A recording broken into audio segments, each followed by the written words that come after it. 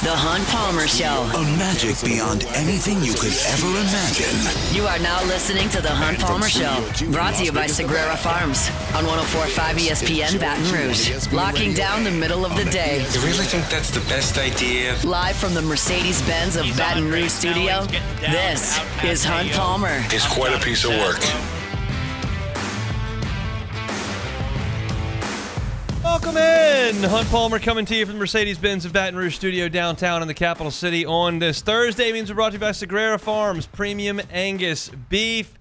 Working towards the weekend. Appreciate you hanging out with us. Got Jacob Beck and Paul O'Neill back there on the ones and twos, and lots to do over the next couple of hours. On Thursday, we always talk to Luke Johnson. We'll do that coming up at 2 o'clock. He's been at Saints camp throughout the duration of training camp, which is about a week and a half in at this point, and we'll talk to Luke after everything's settled down there in Metairie. So that's at 2 o'clock instead of 1:15 today. And then excited to talk to Jay Johnson, LSU head baseball coach, coming up at 2:30. The actual draft deadline to sign is today.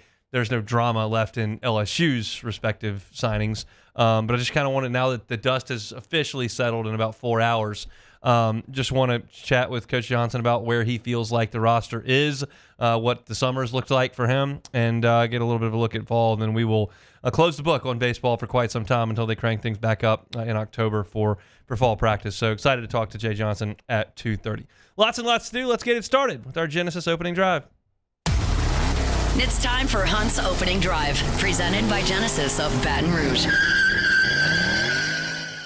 All right, Brian Kelly spoke yesterday. I did not have a chance to go to that because I watched practice, went home, blasted out the story, and then got here to do the show as he was speaking. So I had a chance to go back and listen to Brian Kelly. And one of the things that stood out to me was one answer that he gave about Dominic McKinley. And before we get to that quote, I want to talk about Dominic McKinley and what he could be on this team. I think my feeling on this LSU football team right now is that the floor is very high. And I don't mean that in terms of wins and losses, which is ultimately all that matters. But I think just at a base level, I just feel like LSU has very few glaring holes. We could learn that the offensive line is a glaring hole. At this point, I'm not prepared to call it that, not really even close. The secondary hasn't been awesome the last 2 years. Am I prepared to call it the 2011 secondary? No, but I feel like you got a lot of guys that can probably play at a pretty high level. Is your running back group massively deep? No, but you've got some guys with some talent that should be very serviceable players for you. Like, it just feels like across the board, there's not anything that I should look up and look at LSU and see that, oh, they're 15th in the league in that. Like, it just doesn't feel like that to me. Now, I don't know, other than the quarterback and the wide receivers, like, what should be first potentially in the league. And that's kind of where I want to go with this Dominic McKinley segment. To go from, well, you don't really have a lot of holes and you got a lot of good players, to like, oh, you're now in Atlanta playing for the SC Championship. Oh, you just won the league. Now you're the 2 seed or the 1 seed in the playoff, and all of a sudden you're in the semifinal, which we all think are possibilities for LSU. Some people think it's a 90% shot. Some people may say it's a 15% shot, but we all think it's within the realm of possibility that they reach those highs. And you only reach those highs when you have players become stars. Like, you can't name a great LSU team that didn't have stars. And right now, I could look at Garrett Nussmeier and call him a star. And then you got to kind of work to find the next one. It's probably Whit Weeks, and I'm fine with that. And then Harold Perkins has shown some of that. But beyond that, like, you ready to call Aaron Anderson a star? I'm not going to fight you on it, but, like, he's a 5'8" slot receiver who's probably going to catch 800 yards worth of balls. Is he going to go in the top 15 picks of the draft? I don't think so. I mean, Nick Anderson looked like a star 2 years ago. You're going to call him that right now? He's running third team. It's hard to find guaranteed surefire stars on this team, and those are the guys you've got to look for. And every single year, players emerge. It's just part of it. And so I've teed all this up to suggest that Dominic McKinley is certainly a guy who could be a star. He wasn't last year because, well, He came in with a lot of fanfare for good reason. He was a 5-star recruit, the number 1 player in the state of Louisiana. And then he gets hurt in camp. So you kind of don't play the first month of the season. Made his way into the rotation mid-season. He played in the last 10 games. But what was his best game? What was Dominic McKinley's best game? It was against Oklahoma. He had 4 tackles and 2 sacks in the last game of the regular season. I don't know how much of that was growing up. I don't know how much of that was technique. I don't know how much of that was kind of lucking into 2 sacks. I don't know how much of it was the camp injury. But he worked his way into a depleted defensive tackle rotation and showed some signs of promise late. Well, now he's healthy, had a spring, had a summer, and is going into his fall. And if I was pointing to players that could emerge as stars, like, this is one that would make sense. And Brian Kelly talked about Dominic McKinley, and this quote you've probably heard by now because it's 25 hours old, but he talked about going into his true sophomore year and what may be for the defensive tackle.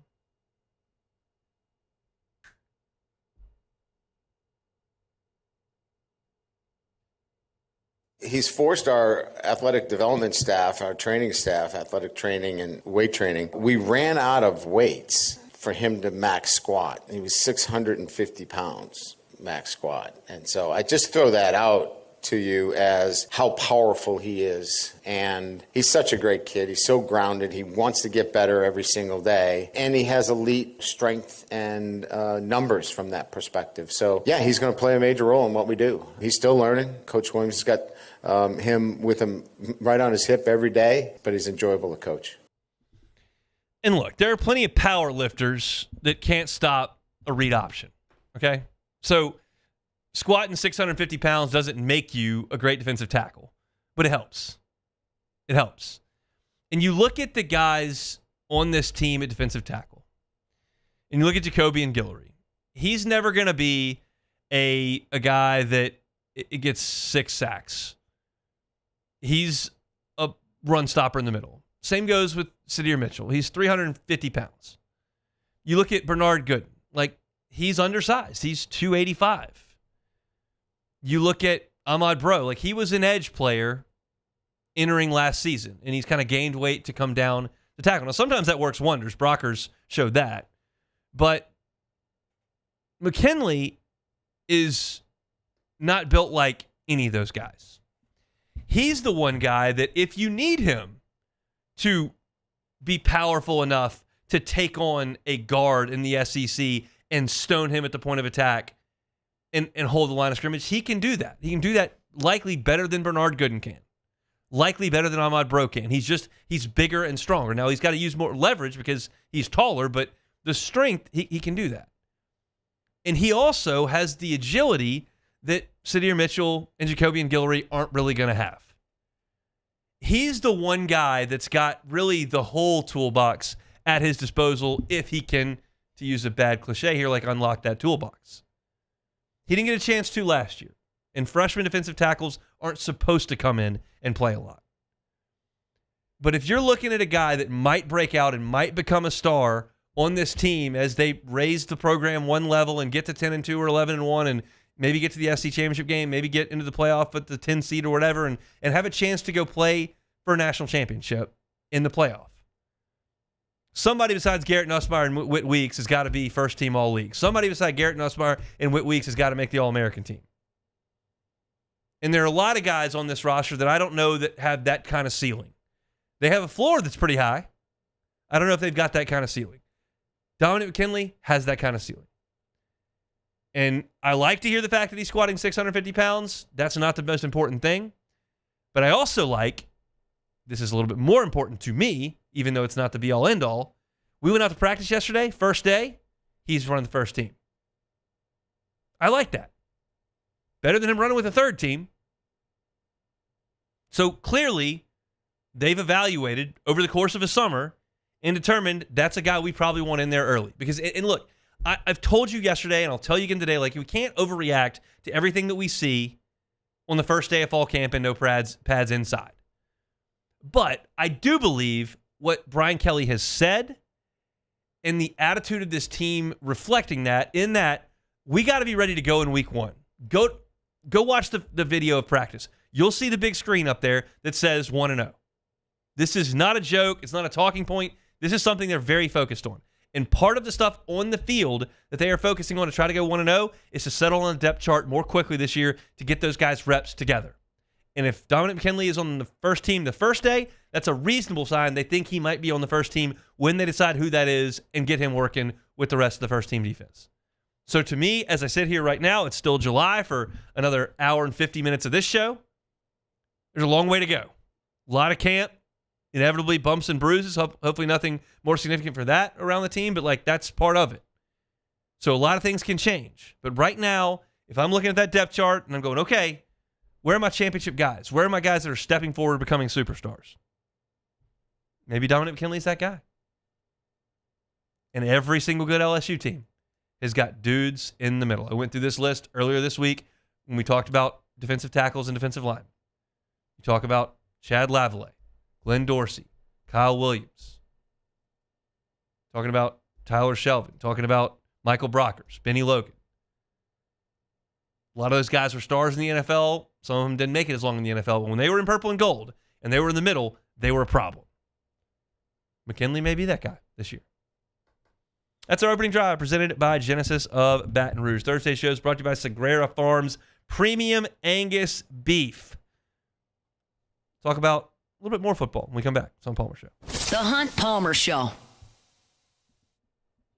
Genesis of Baton Rouge. GenesisofBatonRouge.com is that website. Every car that's on the lot is online at GenesisofBatonRouge.com. Love chatting with the folks over at Genesis. It's an amazing group of people, and they're proud of the line of cars that they have, and they should be, because they're luxury vehicles. And it's not just the vehicle. When you get behind the wheel, you'll experience that. You'll see how comfortable they are and stylish they are, how wonderfully they drive. But you also understand what you're getting when you become a Genesis driver. You're talking about America's best warranty. 10 years, 100,000-mile powertrain. 5 years, 60,000 miles bumper to bumper. 3 years, 36,000 miles of complimentary valet service. It's just all part of being a Genesis driver. Never want to get your car serviced. It's not part of the day that you want to deal with. So that's why they take it off your plate. They come to you, they leave you a loaner, you keep driving along, and then once they handle your service, they bring it right back to you. And for the first 3 years, it's complimentary. It's just things like that. They go the extra mile. That's why you need to go by and see them airline at PQ. It's Genesis Baton Rouge. Find them online. GenesisofBatonRouge.com. When it comes to industrial construction, River Parish Contractors can do it all. Mechanical, structural, custom fabrication, specialized welding, and turnaround services. Strategically located in between Baton Rouge and New Orleans, we have the local team with the experience and commitment to safety to manage the most complex industrial projects. Period. Here's the deal. Partnering with us means your project is delivered on time, on budget, and most important, safely. River Parish Contractors, let's get building. Bayou Chrysler Dodge Jeep Ram is taking $22,500 off MSRP on the brand new 2025 Ram 1500 Laramie with $22,500 off MSRP with a complimentary 7-year powertrain warranty that comes with all new Bayou Automotive vehicles. If you need sales or service, the crew at Bayou Automotive is going to do right by you. Businesses like yours are the soul of our community. You deserve someone who'll deliver the internet services you deserve. That's why local businesses rely on Rev Business, 90 years of building connections. Visit us at letsrev.biz.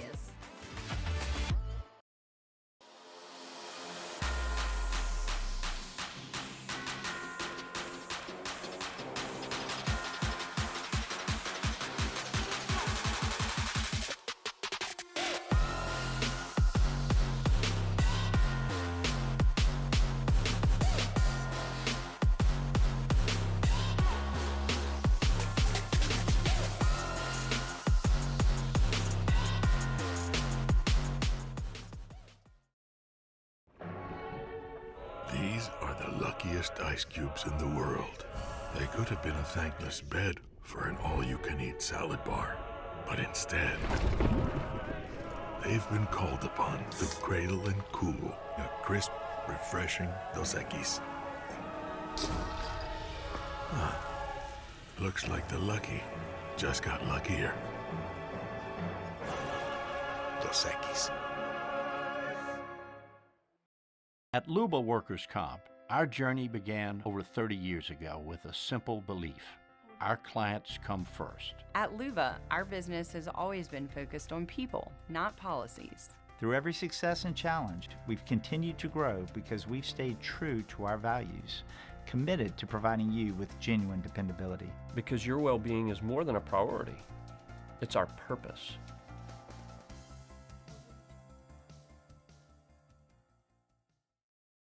ED, low T, or simply seeking to optimize your health and performance? Goodwood Men's Sexual Wellness offers a range of discreet services to address your specific needs. We empower men to reclaim their health and confidence. Visit yourgoodwood.com.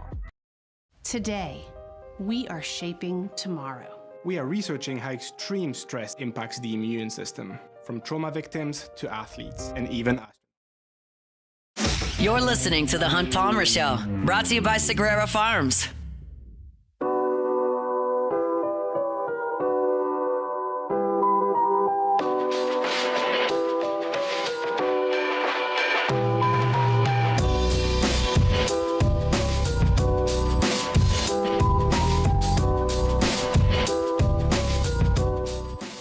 Working towards the weekend, LSU will be on the practice field coming up on Saturday morning. Next time we get to see them, they'll be out there on Friday. We won't be there, but Saturday we'll have a chance to check them out. We'll have a practice report up at louisianasports.net. I got a story for y'all. I was talking to my guy Sean Sagrera today, and he gave me kind of the story of how Sagrera Farms came to be. He realized years ago that the consistency in the beef that he was purchasing just wasn't where he wanted it to be, and he found out the reason why. I mean, we're 800 miles from 8,000 miles from the Corn Belt. And you're talking about a long way from these grass-fed, grain-fed cows to down here. And the climate's not great down here for it. And so you got inconsistent beef. He said, I need to do something about this.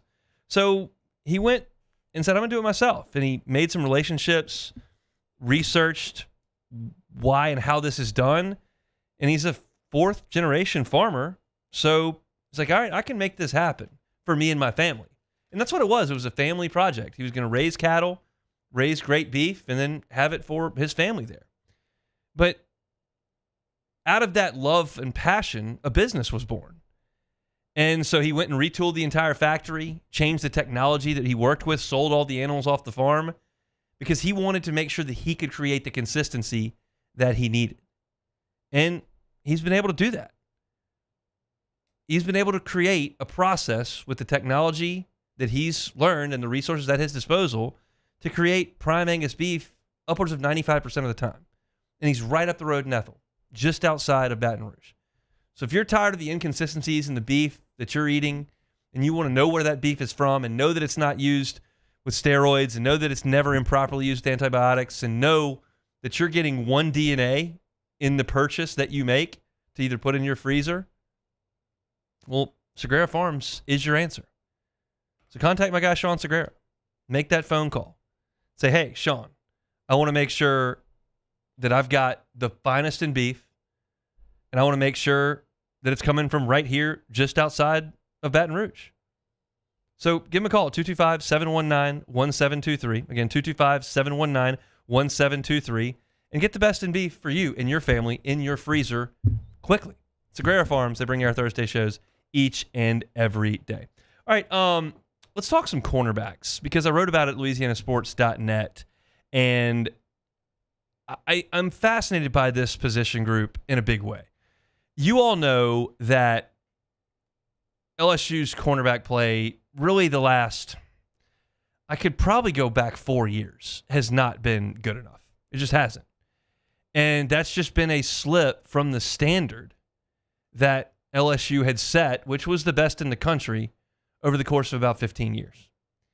And it slipped. And I think a lot of that had to do with Corey Raymond's departure.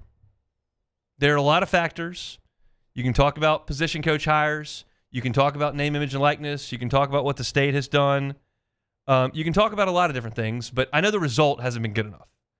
And so you look at what's happened since Corey Raymond came back, and I can start to see the writing on the wall that things are changing. How great are they going to be this year? I'm not sure. You lose Zy Alexander to graduation. He signed with the Seahawks. He was your best corner. It's an FCS transfer and an undrafted player. There are injuries there, but still, that's the result. J.K. Johnson and Jair Brown, your Ohio State transfers, they move on. They're at Oklahoma State and UCF. And so what do you have back? Well, you got Ashton Stamps, who's been a 2-year starter. He was probably thrust into action pretty quickly, but he's a third-year starter now. P.J. Woodland is back. He's still a little bit undersized. And then you bring in Michael Turner and Wallace Foster, who are just really, really, really thin. I don't have another way to say it. You go out. If I sent you out to practice tomorrow, and I said, I want you to find Michael Turner and Wallace Foster, and I took all the jersey numbers off of every player, you would find them in 5 minutes. Like, you would walk around. I mean, it may not even take you 5 minutes. They're noticeably the thinnest guys out there. But you brought in an influx of talent here that looks more like LSU. You bring in Mansour Delane, who's running with the ones. You've got Jakeem Jackson from Florida coming in, who Corey Raymond identified out of high school as a 4-star recruit and was a starter for Florida last year in the first game before he got hurt. And then you got DJ Pickett, who's the crown jewel, right? Aiden Anding comes in with him. He was the number 1 corner in the state of Louisiana. And so your, best I can tell, your cornerback rotation is right now Ashton Stamps, Mansour Delane, DJ Pickett, Jakeem Jackson, P.J. Woodland. It's those 5 guys. If you want to throw Anding in there, maybe 4. That's very likely what you're looking at. And so what does that mean? Ashton Stamps grades okay against Pro Football Focus. He was 3rd in the SEC in passes broken up last year. He still has not made an interception at LSU, which is not the end-all, be-all for corners, but he does get beat a little bit. I think he was rushed into playing time, but I think his floor is pretty high. I think he's a serviceable SEC corner that has more room to grow. Mansour Delane has started for 2 years at Virginia Tech, and that's 29 games. He was 3rd in the ACC in interceptions last year. He had 4 of them. He's physical. He forced 8 incompletions last year, but there was some downside. He was flagged for 4 pass interference penalties, and he allowed 7 touchdowns last year, which was a high for Virginia Tech. But I watch the NFL draft guys talk about Delane, and there are some things they really like. He is physical. He's got good feet, and he played the ball pretty well last year. Some of that physicality leads to pass interferences, and then, he gave up some touchdowns, which is not good. But again, I think the floor is pretty high there. So where's the ceiling? The ceiling is Pickett, right? The ceiling is Pickett. We have watched Patrick Peterson come in and be ready to go. We have watched Derek Stingley come in, and he was the best corner on the team as a freshman. Those are probably the gold standard of freshman corners, and that's a hard thing to live up to. Those 2 guys are literally all pro players in the NFL, okay?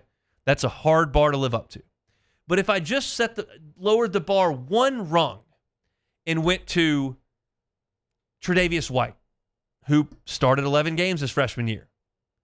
If I lowered the bar 1 rung and talked about somebody like Eli Ricks, who left, but in the COVID year, he had a pick 6 in the swamp.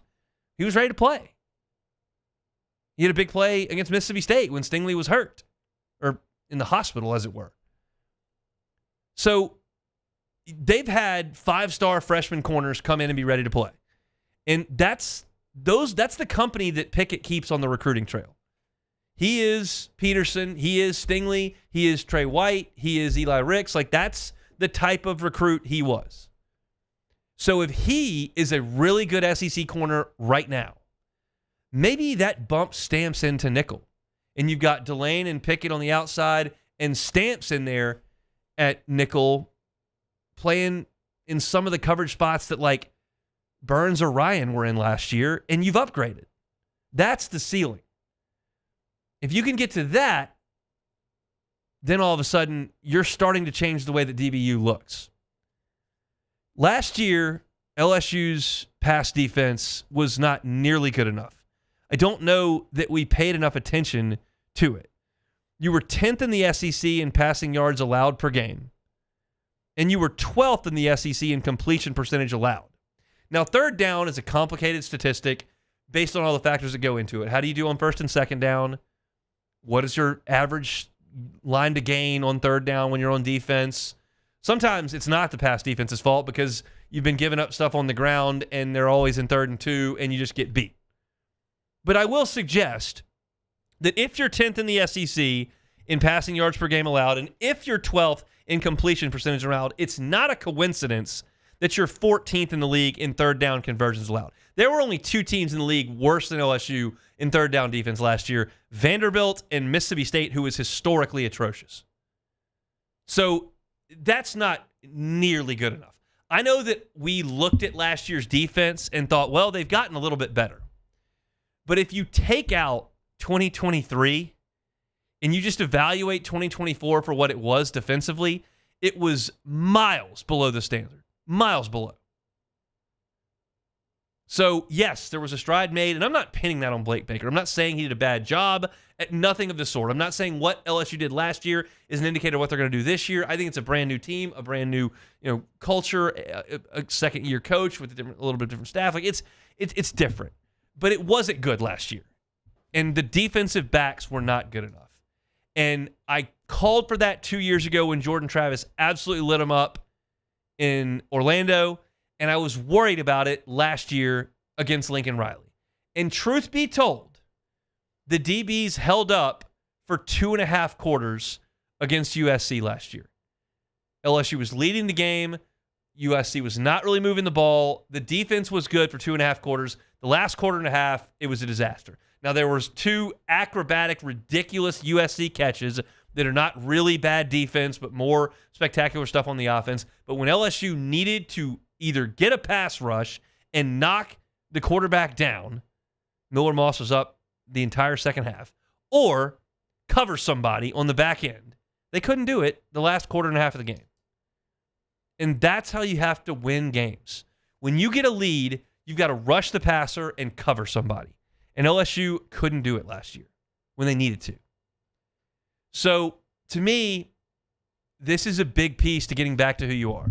And I think that LSU will cover better this year, and I think the numbers will be significantly better because I think LSU will rush the passer better this year as well, which creates less throwing opportunities, more chances to make a play on the ball, potentially more interceptions, more turnovers. All of that should be good. When I look at last year's secondary and the talent level there, and I look at what LSU is going to have this year, I think it's an upgrade. And I don't know to what degree, but I feel like things are moving in the correct direction with Corey Raymond and this defense. Again, I don't think Stamps is a first-team All-SEC player today. I don't think Mansour Delane is a first-round pick. I don't think he is potentially an All-SEC guy right now. But their floors are pretty high. You add Pickett into that mix, and you get much, much better at safety, which we'll talk about on tomorrow's show. Then you're starting to get back to where you were. Because I think Stamps can be a pro. I think Delane can be a pro. I know Pickett can be a pro. And I think you've got some guys at safety in Halsey and Cooley to be sure, and then maybe Spears, maybe Jordan Gilbert that can be pros as well. That's what it used to look like. And it just hasn't for the last few years. You've been a little bit undersized, not as many 5-star recruits. You've taken some 3-stars from out of the state. Just not what you need.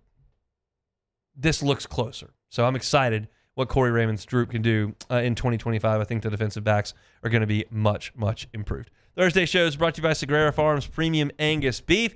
We will step aside when we come back. Let's chat a little bit about practice today. I couldn't be there. Myers man, a little bit of an illness this morning, so I had to stay home for the morning wave. But Matt was there. He wrote up a report, and I've got some thoughts on it. We'll do that coming up next. The Hunt Palmer Show. At Bayou Automotive, we believe in a sales process that puts you first. We want you to experience an easy purchase with clear pricing and great service. Let Bayou Ford and Bayou Chrysler Dodge Jeep Ram be your trusted partners in finding your perfect vehicle. The crew at Bayou Automotive is going to do right by you.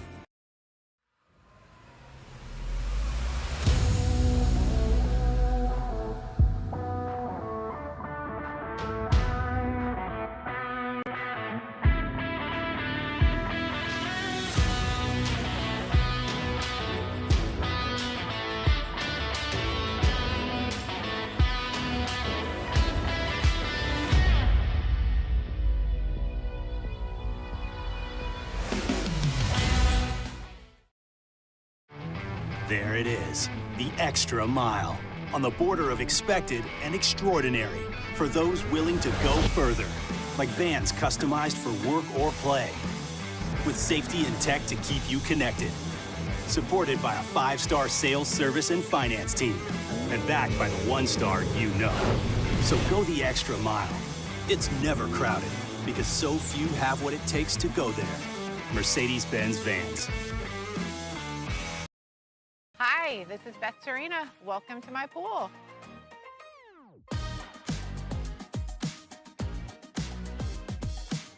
The first time I saw this beautiful pool, it exceeded every expectation that I had. They were able to get everything we wanted in this pool. It is a beautiful pool. We live out here, we eat out here, we watch TV out here. This is like our living room outside. We love this pool and everything about it. When we decided to build our pool, we called a great friend who is one of the best pool builders in the country in North Louisiana, and we said, who would you choose to build a pool in Baton Rouge? And without a hesitation, he told us Russell Pools. He said their history, tradition of great builds, great pools was unmatched. So of course, who did we call? Russell Pools.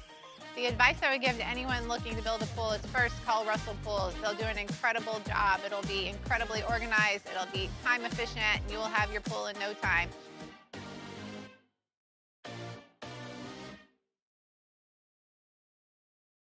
Breck teamed up to reimagine your parks, and you imagined big. With your help, we went to work, creating 12 beautiful community parks across the parish. A family-sized water park, miles and miles of trails, and parks just for your dogs. There are more places to splash, to explore, to run wild, and even soar. You imagined, we delivered. Gold. Breck, your #1 park system in the nation. River Parish Contractors has immediate openings for structural steel shop fabricators. Call or text Big Jake today at 318-547-1000 or go to rpcontractors.com and click on employment. River Parish Contractors. Let's get building.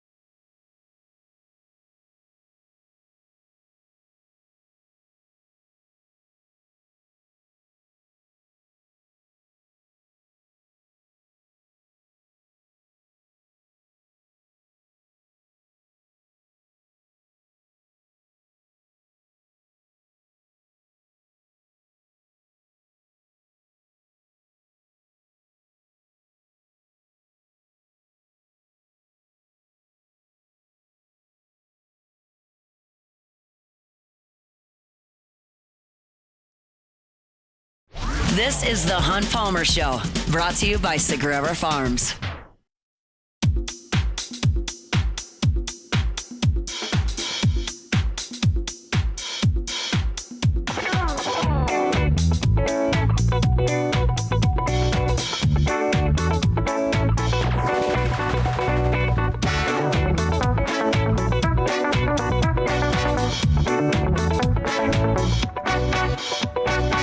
Jay Johnson, LSU head baseball coach, 1 hour from right now. We'll chat with him about the dust settling on roster building for the 2026 season. So we'll catch up with Coach coming up an hour from right now, 2:30 for our interview with the head man over there for the national champs. Let's talk some football right now, though. We'll continue that discussion going. We got Saints coming up at 2 o'clock with Luke Johnson. That's 25 minutes away. LSU, again, indoors today for the media availability piece of the practice. Tigers did not have shoulder pads on once again, just helmets, the jerseys, and the football pants with no pads in them. So they were going at it in the indoor, and the media only got 15 minutes today, just 3 periods.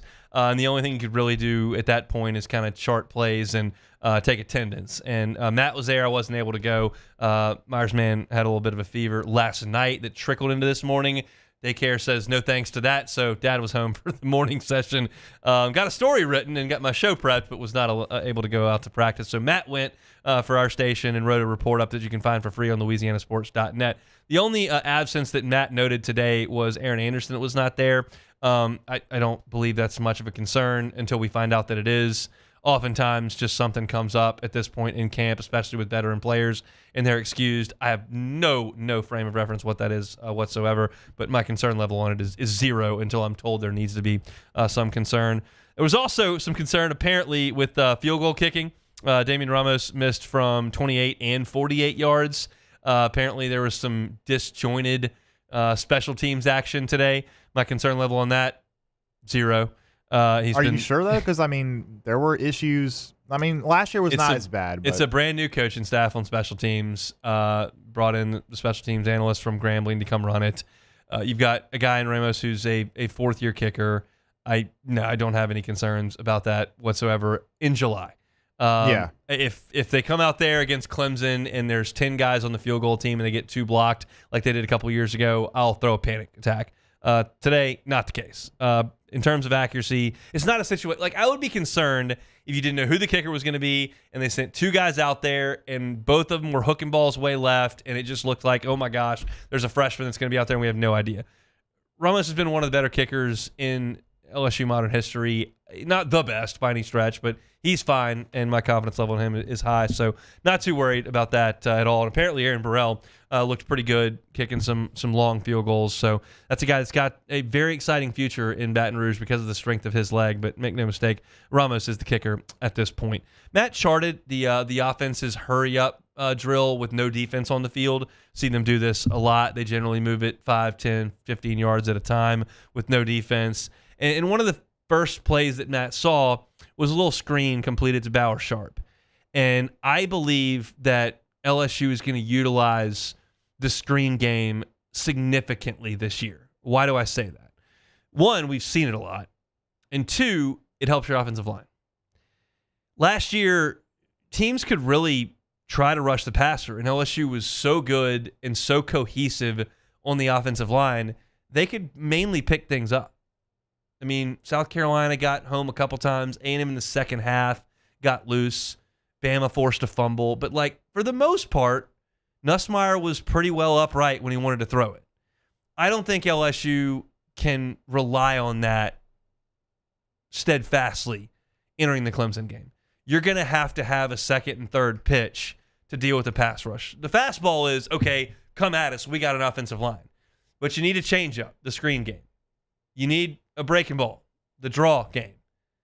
The running game is what you need to keep those guys honest and staying ahead of the chains. Because I think that LSU is going to take a step back this year in pass protection. It's just natural when you got 4 linemen drafted who have been 3-year starters. That doesn't happen.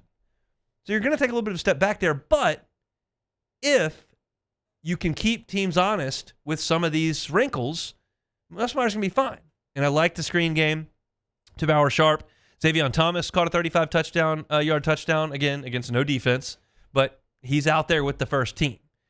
And I think that's a nod to seniority. I think that's a nod to a guy that's going to be a primary kickoff returner and or punt returner. I don't know that I think he's going to be a first-team wide receiver on this team because I think his skill set is too similar to Anderson's. They've got Anderson. I'm talking about Aaron Anderson, not Nick. They need to have Chris Hilton out there. They need Aaron Anderson out there. Destin Hill showed out big time yesterday. There are some more diverse skill sets that I think they need to get to the field. But Xavier Thomas is running with the ones right now. Bauer Sharp caught a 15-yard out route, and then Berrien Brown caught a touchdown on a slant, and Chris Hilton caught a screen for a touchdown. Once again, back to the screen game. But I liked what I saw from Berrien Brown yesterday. He was running a little bit with the ones today with Aaron Anderson out. And this is what I'll continue to kind of harp on with Brown. I think he was massively underutilized in Lexington. I think that's pretty obvious. You look at a guy with that kind of talent, with that low of production, Kentucky fans will tell you, we just didn't work out. It's the same thing that LSU fans will say about Deshaun Womack and Sage Ryan probably as they go to Oxford. But you look at Berrien Brown and you watch him run routes and you watch his speed and you watch him catch the ball the way he did yesterday. I just feel like that's a guy who's probably going to have a pretty big year. And he was running with the ones today. Hilton's the other one that, once again, looked really good yesterday. Myers told me today, this is not really an aside, it's pretty much on topic. He said, I want to watch football. So I cranked up YouTube this morning, and I turned on the Baylor game.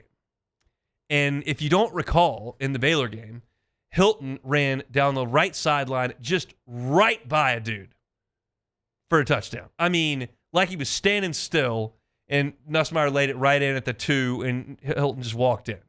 And then on the next drive, Hilton ran right by another guy, and Nussmeier floated up in the air, and Hilton caught it and skidded down inside the 1, and they ran it in.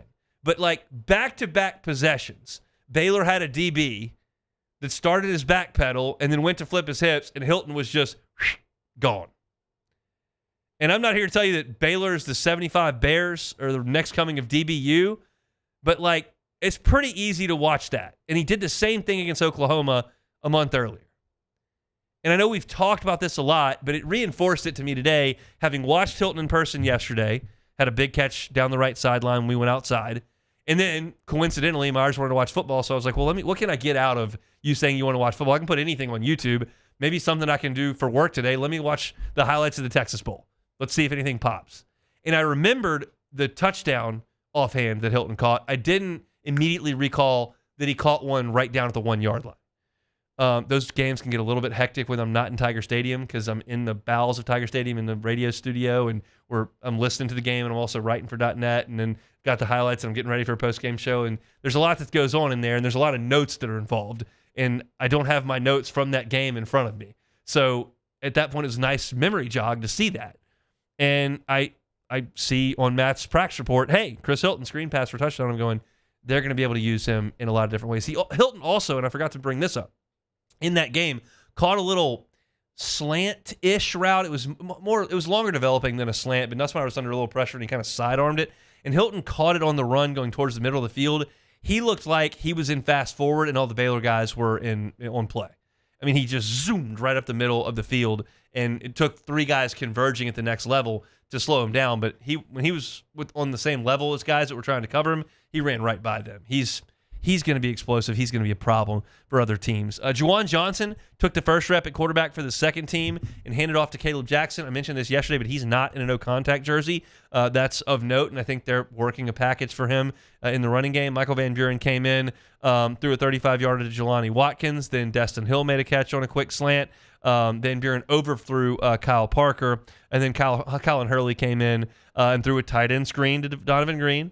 Then hit a couple of backup wide receivers in Phillip Wright and then a check down to Phillip Wright. And then Hurley's next intended pass was to Nick Anderson, which brings me to my last point here of this practice report, which wasn't a ton because the media got 15 minutes. Nick Anderson was out there. As Brian Kelly said yesterday, Nick Anderson was out there and able to do some 11-on-0 and some stuff that he wasn't doing yesterday.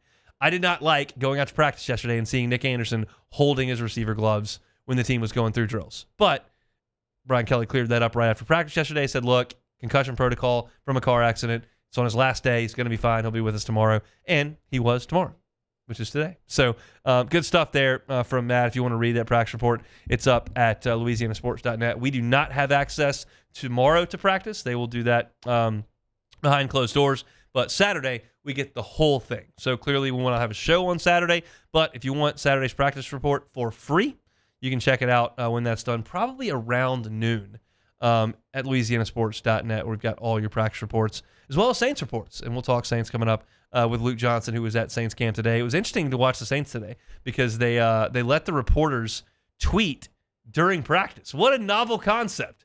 You get in big trouble some places for that. So they let the media do that. They had a lot of content there, so we'll talk to Luke about all of it when we come back. I want to talk to Jay Johnson in 45 minutes, but when we come back to close out the hour, we'll spend some time talking about what Brian Kelly had to say yesterday on the Hunt Palmer Show. The Hunt Palmer Show. One Bath and Closets. OneBathAndClosets.com is the website. David Duvall and his team, 30 years redesigning and remodeling bathrooms and closets. You hear that redesigning and remodeling and you think, that's going to be expensive. That's going to take a lot of time. They're going to be in my house a long time. It doesn't have to be that way. They can do tub-to-shower conversions. If your bathtub doesn't get used, if your bathtub is old and dingy, you live in a bit of an older house, maybe the bathtub doesn't function properly, can't clog it up, it doesn't work, well, don't just hire the guy down the street to come over for cash and try to kind of rig it up for a few more months. Just call David Duvall and his team at One Bath and Closet. Say, hey, I need to do a tub-to-shower conversion. I don't use this tub anyway. Let's put in a walk-in shower.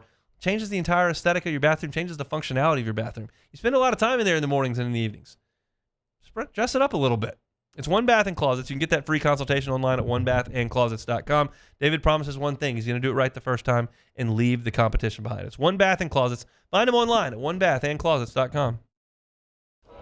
These ice cubes could have been a thankless bed for an all-you-can-eat salad bar. But instead, they cradle and cool the crisp, refreshing Dos Equis. Nicely done, ice cubes.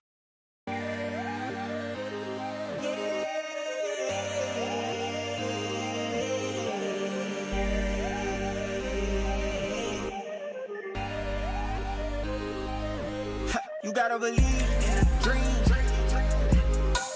Believe. You gotta believe in a dream. Believe. You gotta believe. Whole team on wildin'. Gulf Coast Bank and Trust is giving our customers the power to bank anywhere, anytime during this challenging event. And we're right there with you. Our mobile banking app is a smart way to manage your money and time. Gulf Coast Bank and Trust, the bank that cares about you.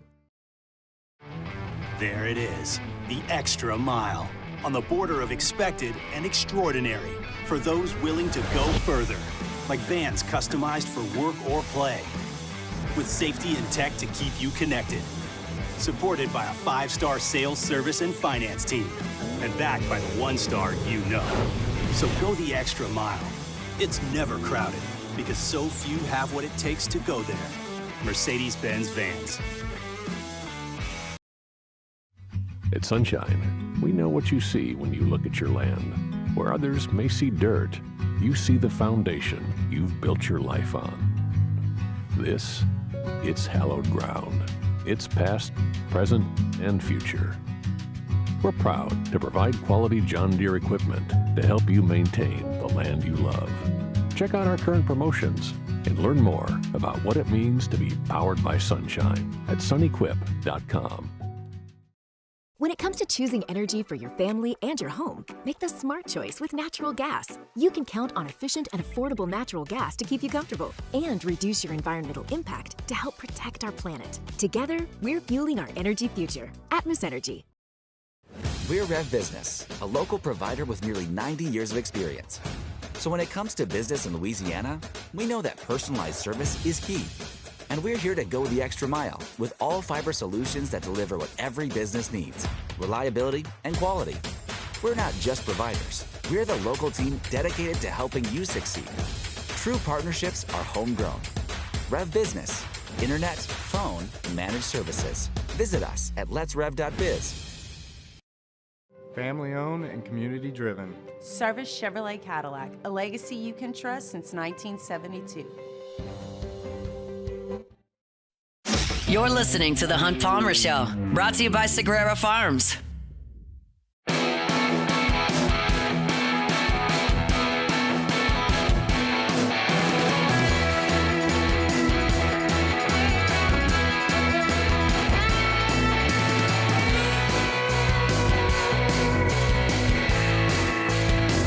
Sagrera Farms brings you our Thursday shows. I tell you all the time, 35, 45 days dry aging.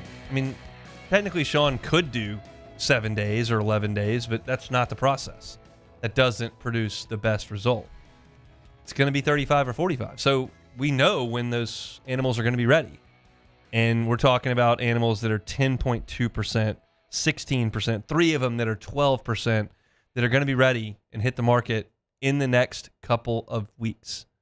So if you're interested in some of the finest beef in the country that's right out here in Ethel, just outside of Baton Rouge, call Sean, 225-719-1723. Again, that's 225-719-1723. Say, hey, heard about those animals that are going to be ready to roll here in the next couple of days on Hunt Show. How do I get in on that?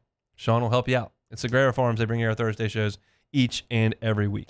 All right, offensive line is going to be just my biggest talking point for the next 30 days. Just massive. I cannot possibly overemphasize the importance of this offensive line's development enough, because I believe the rest of the team is ready to go.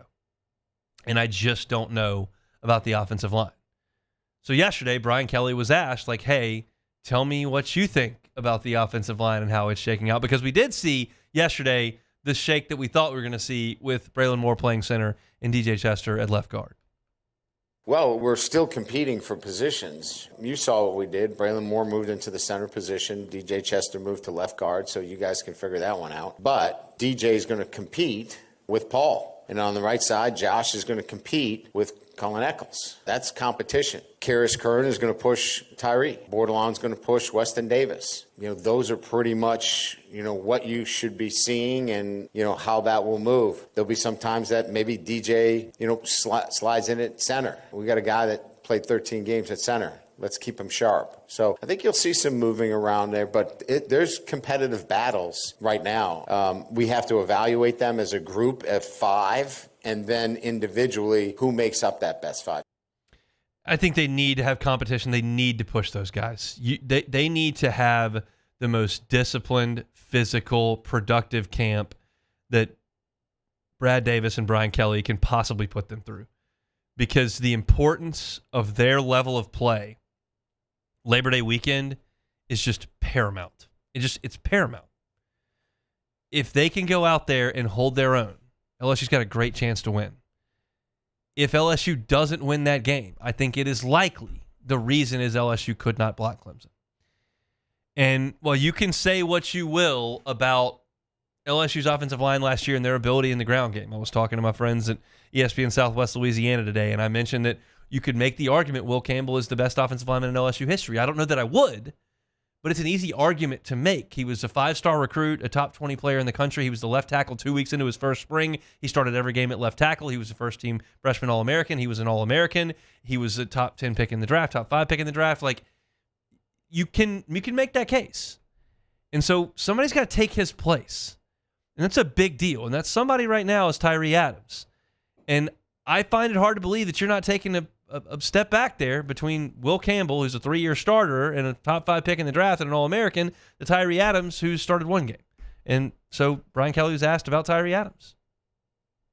Right now he's penciled in as the starting left tackle, but we're going to let a freshman go beat him out and give him an opportunity to do that. Look, I think his growth has been immense. His maturity, his physical development. I think we all saw him play a really good game against an elite pass rusher in Baylor. So we've seen him play too. And so if you add what he's done in the offseason, the way he's led, the confidence that he plays with, I think we are in store for some great things from him.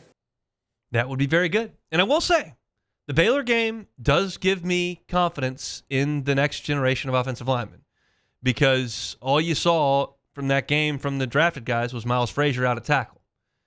You saw Tyree at left tackle. You saw Mabenga, and you saw Bordelon. Eccles played a little bit as well, and Chester was clearly the center. So there is a little bit of seasoning there, but not a lot. This is what this camp is for, and I think LSU has got some really good edge rushers on this team. So to me, when they put the pads on, I need Patrick Payton and Jack Pyburn and Gabe Relaford just going hard at Tyree Adams and Weston Davis. They need to make this a physical and demanding training camp, because Clemson's coming at you with a silent snap count likely in front of 83,000 people. It's going to be a grown man's day at the office for those dudes, and they need to be ready for it. And this is what camp is for. So, again, my trepidation in talking about the offensive line is real. My concern level is real, but I don't think it's a hole in the roster. It's just going to take development of these guys who haven't played a lot and are taking the place of some guys that played a lot. So I like what BK had to say, but we won't know very much about these guys until they throw the pads on and get to knocking helmets out there on the Ponderosa, which I think we'll see first of next week. That's it for hour number 1 here on this Thursday edition of the Hunt Palmer Show. If you missed anything that we did, you can catch it on demand. Open the show today, talking a little bit about Don McKinley and his potential as a star.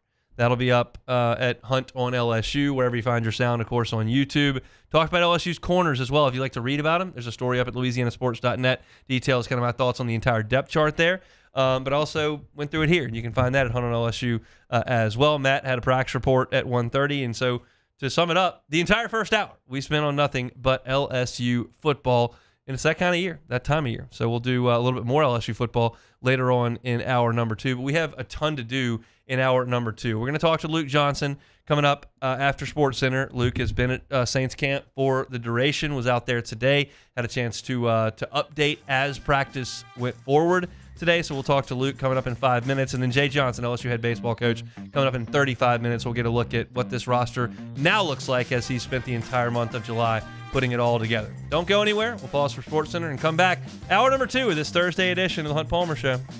The Hunt Palmer Show. Parish Construction and Roofing.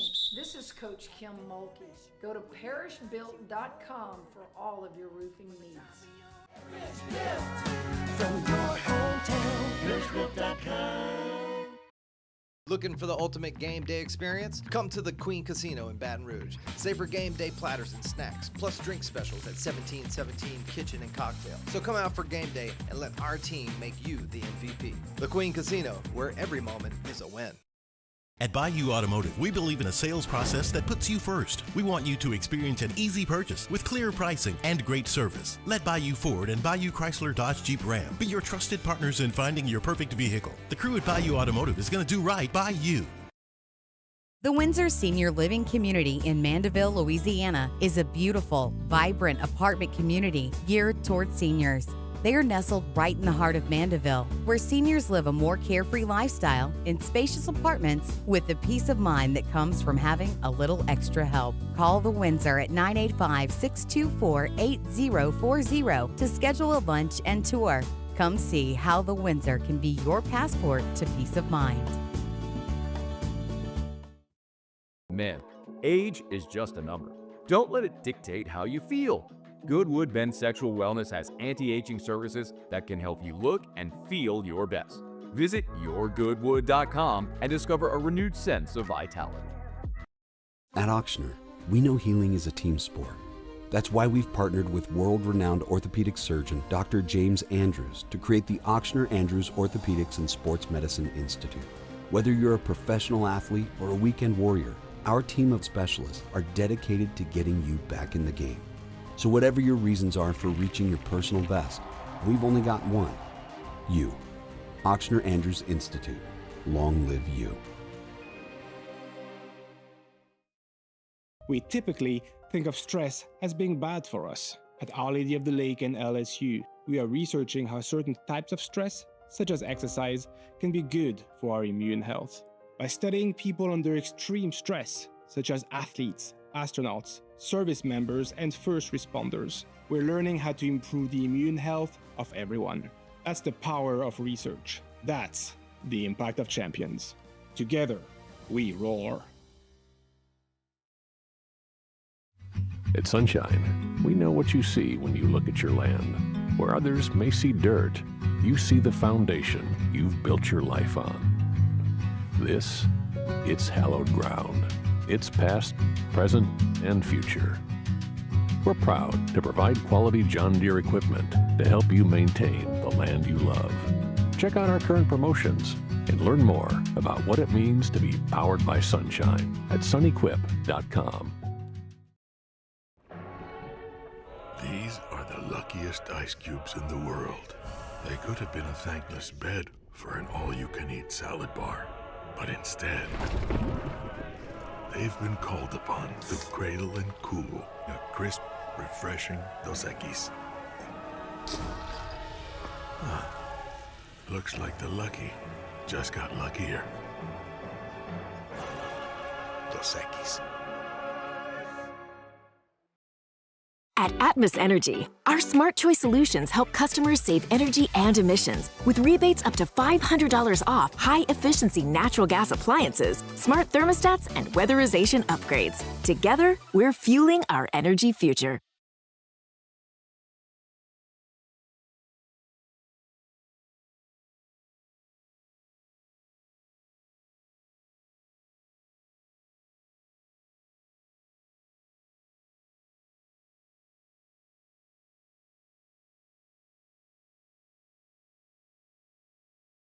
This is SportsCenter. I'm Christine Lisi. Plenty of deals involving contenders on this MLB trade deadline day. The Padres' talented bullpen got even better. Acquired closer Mason Miller, as well as starter J.P. Sears from the A's for the number 3 prospect in all of baseball, Leo Dallas DeVries, and 3 pitching prospects. Blue Jays wanted another starting pitcher and got one. Acquired righty Shane Bieber from Cleveland for a pitching prospect. He's expected back from Tommy John surgery in a few weeks, and Toronto's betting that Bieber returns to form. Notes ESPN MLB insider Buster Olney. He's right. Then Bieber could be a guy who could start Game 1, Game 2, Game 3 of a playoff or World Series. Buster on Clinton and Friends. Dodgers acquired Twins reliever Brock Stewart, adding right-handed bullpen help. Phillies acquired outfielder Harrison Bader from the Twins and fills their outfield need for a premium glove and right-handed bat. Tigers trying to bolster their weakest link for a World Series run. Acquired closer Kyle Finnegan from the Nationals, as well as rehabbing reliever Paul Sewald from Cleveland. The Yankees finalizing a trade for Pirates closer David Bednar. Your summer drink is here. Twisted Tea is a smooth, refreshing, hard iced tea with 5% alcohol, making it the perfect drink to take any day this summer to the next level. Twisted Tea Brewing Company, Cincinnati, Ohio. Please drink responsibly. Now, the Hunt Palmer Show. A magic beyond anything you could ever imagine. You are now listening to the Hunt Palmer Show, brought to you by Sagrera Farms on 104.5 ESPN Baton Rouge. Locking down the middle of the day. You really think that's the best idea? Live from the Mercedes-Benz of Baton Rouge studio, this is Hunt Palmer. It's quite a piece of work.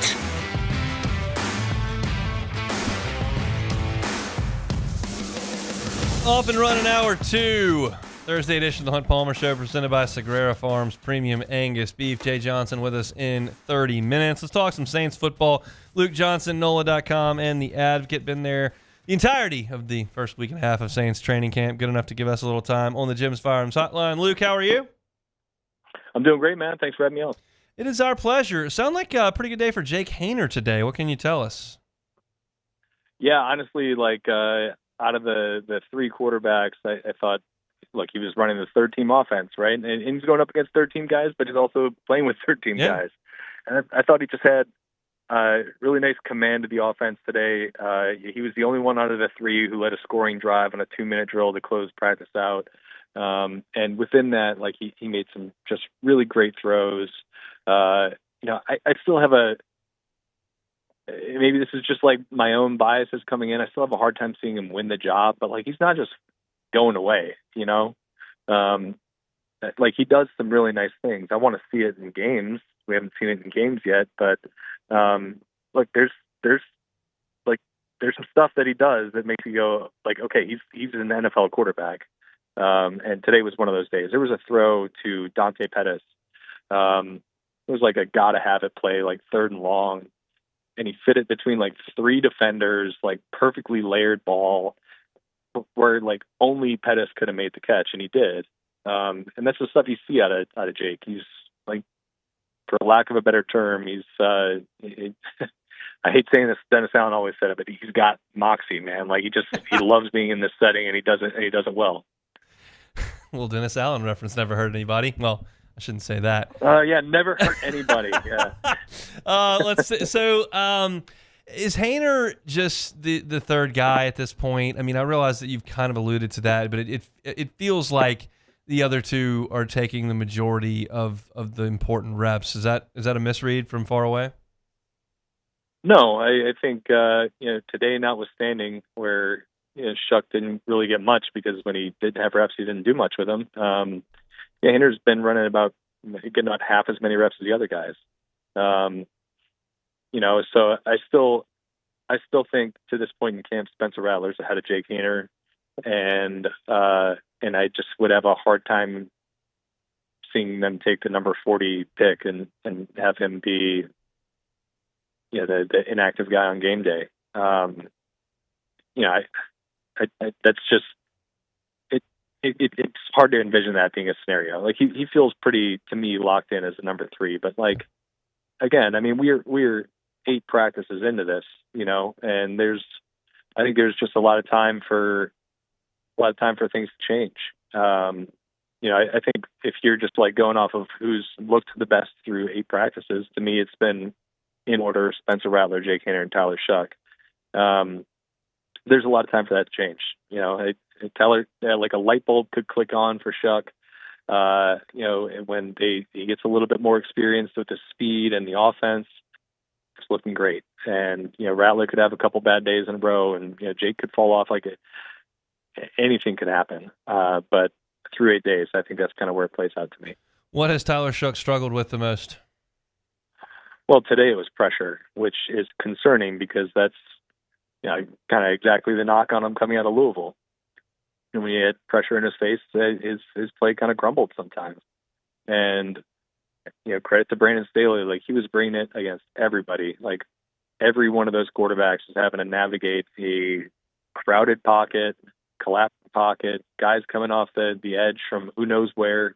He was really sending the kitchen sink at him. But like with Shuck in particular, like the concerning stuff is, that's when the decision making starts to lapse. That's when the accuracy drops off. Today, his interception in the red zone period was pressure up the middle, and he's fading away, and he's throwing off his back foot like throwing a jump ball into double coverage. Like that's exactly what you don't want to see in that scenario. That was really kind of the story of the day today. He's getting a lot of stuff sent his way, and a lot of pressures, a lot of sacks. What we'll call training camp sacks. They can't obviously bring the guy down, but they're getting to him before he's getting rid of the ball. And he needs to play a little faster. He needs to be a little bit more decisive, like Spencer Rattler is. I think Spencer Rattler is doing a much better job of handling the pressures because he's getting the ball out of his hands when he needs to. So that's something that, obviously it was like I said, it was a problem at Louisville, but that's something that I think coaching can help fix. But like that's got to get right, at least to an acceptable degree, before you can really take him seriously as a starting quarterback contender. You talking about a lot of blitzes coming from Brandon Staley. How'd the offensive line handle that, especially the first team?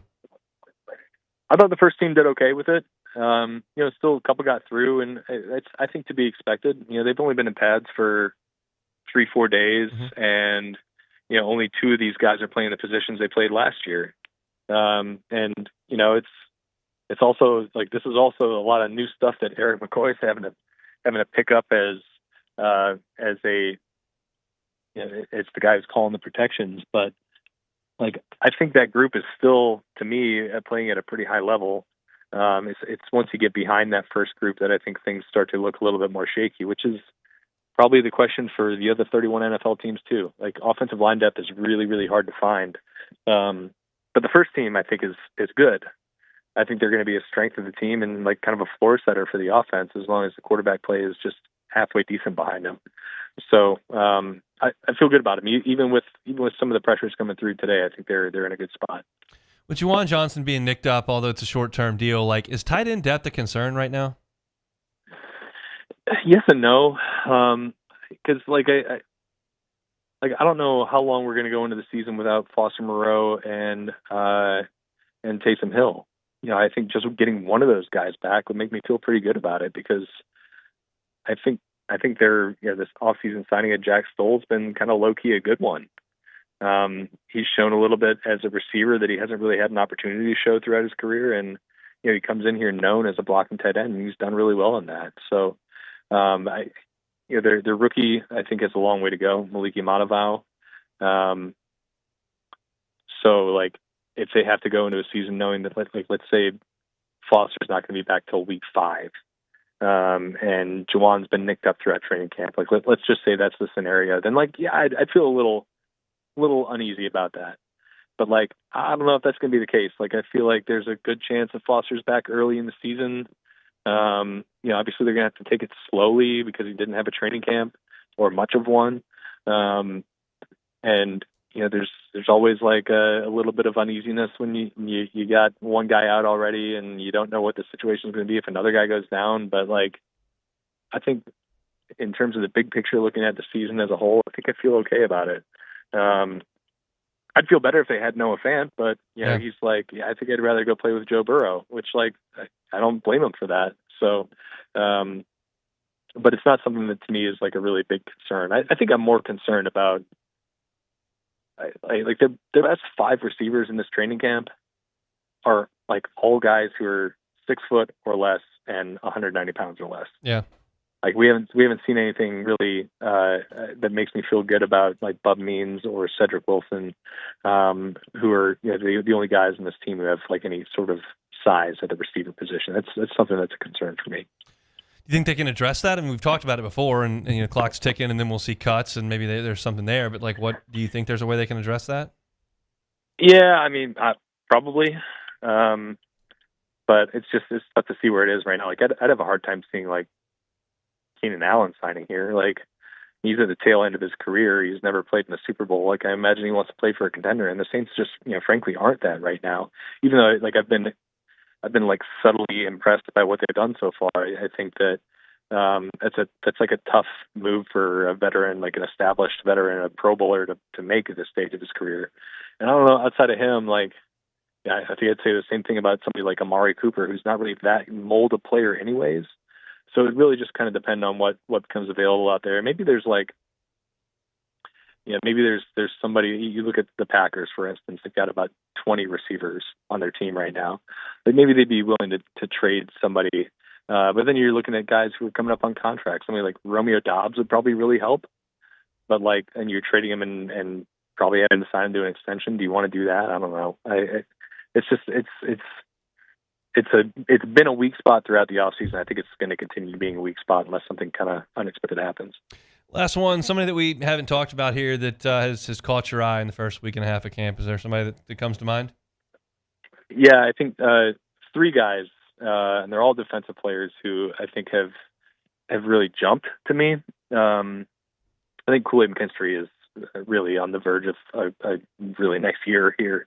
Obviously, somebody who had like a lot of hype coming into his rookie season, but he got hurt, he had surgery, he missed a bunch of time, and he was kind of buried on the depth chart. And then when he got in, he was kind of out of shape, and he was okay. He wasn't bad last year, but he wasn't like what I think people were kind of expecting to see out of him.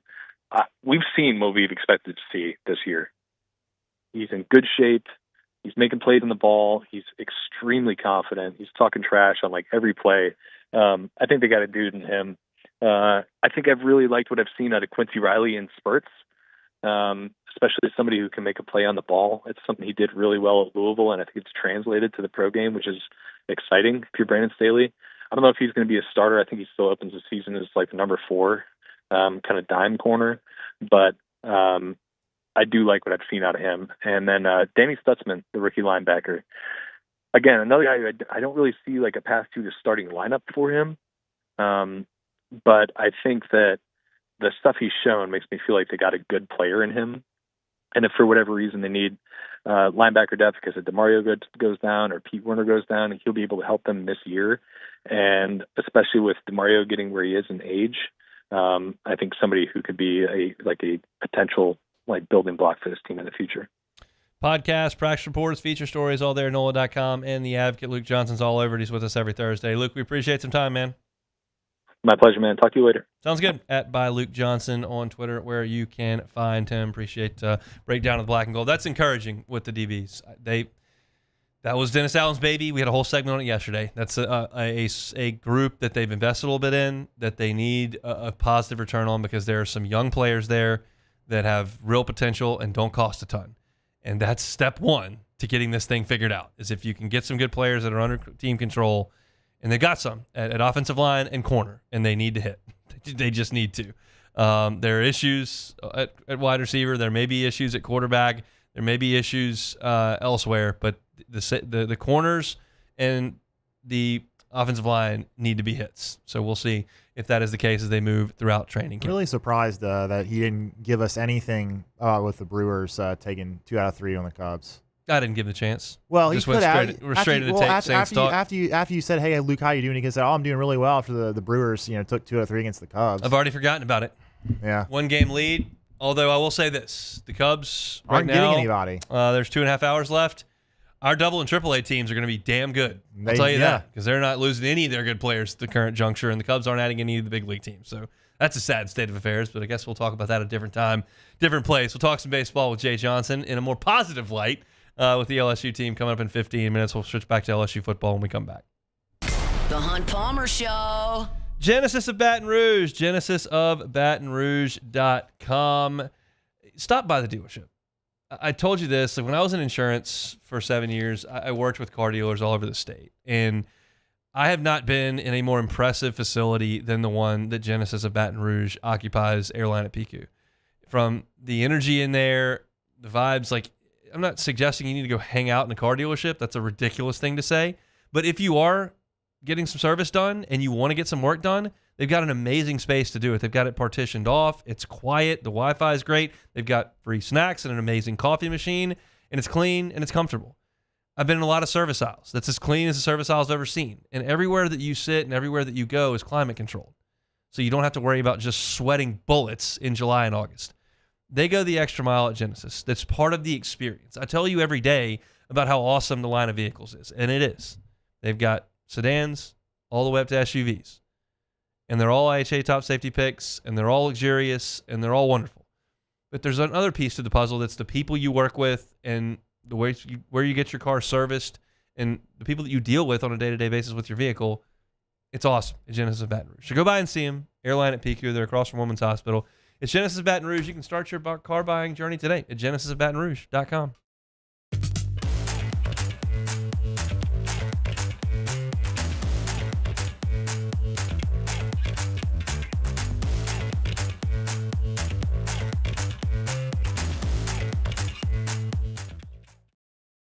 Baton Rouge's home for real rock. It's Eagle 98.1. Foo Fighters. Led Zeppelin. AC/DC. Pearl Jam. And the flagship home for LSU sports. Take us anywhere with the Eagle 98.1 app. Eagle 98.1 is the rock station. Looking for the ultimate game day experience? Come to the Queen Casino in Baton Rouge. Wall-to-wall TVs mean you'll see every touchdown in HD. Place your bets and feel the thrill of every play with our DraftKings Sportsbook. The Queen Casino, where every moment is a win. Flight by Yingling is raising the bar by crafting the next generation of light beer. With only 2.6 carbs and 95 calories, this is premium refreshment 6 generations in the making. Flight by Yingling. Raise the bar. At Luba Workers' Comp, our journey began over 30 years ago with a simple belief. Our clients come first. At Luba, our business has always been focused on people, not policies. Through every success and challenge, we've continued to grow because we've stayed true to our values, committed to providing you with genuine dependability. Because your well-being is more than a priority. It's our purpose.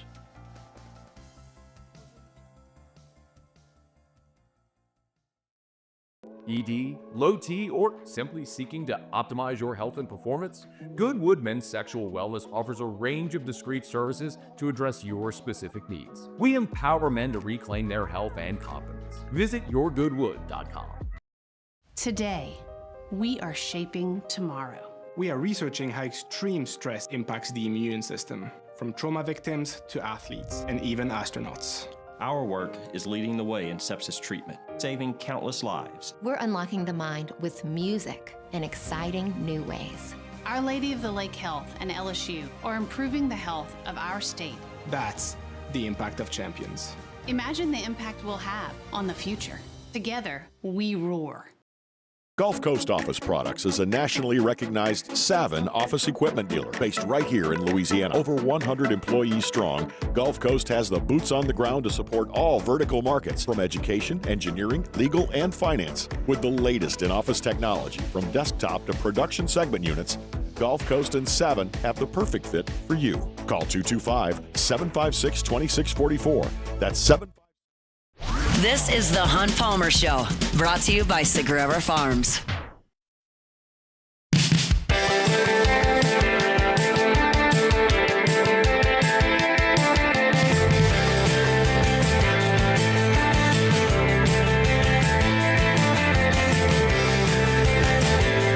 Quick reminder for those of you out there that want to check out some baseball tonight. Baton Rouge Rougarou looking to advance to the Texas Collegiate League Championship Series.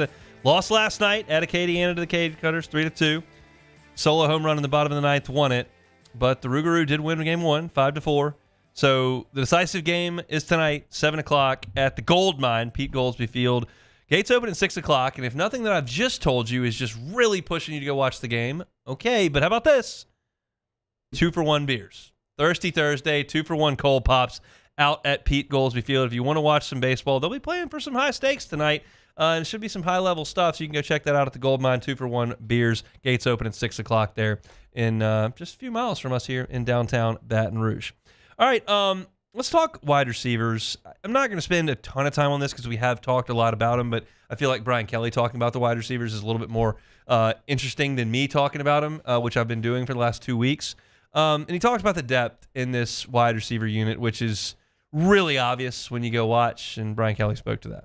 We have 8 SEC high-caliber receivers. These guys are really good football players. And so it's incumbent upon us to put them in a position to succeed for themselves and for our team. I think that's the biggest management right now, is doing that. And then being smart, right? When you have that kind of depth, you can lessen the player load for these guys across the board and keep them fresh. And so what we've told them is it's 1A, 1B, and we're going to be rolling guys in and out. But I would be less than honest if I didn't say it's as deep as I've ever had.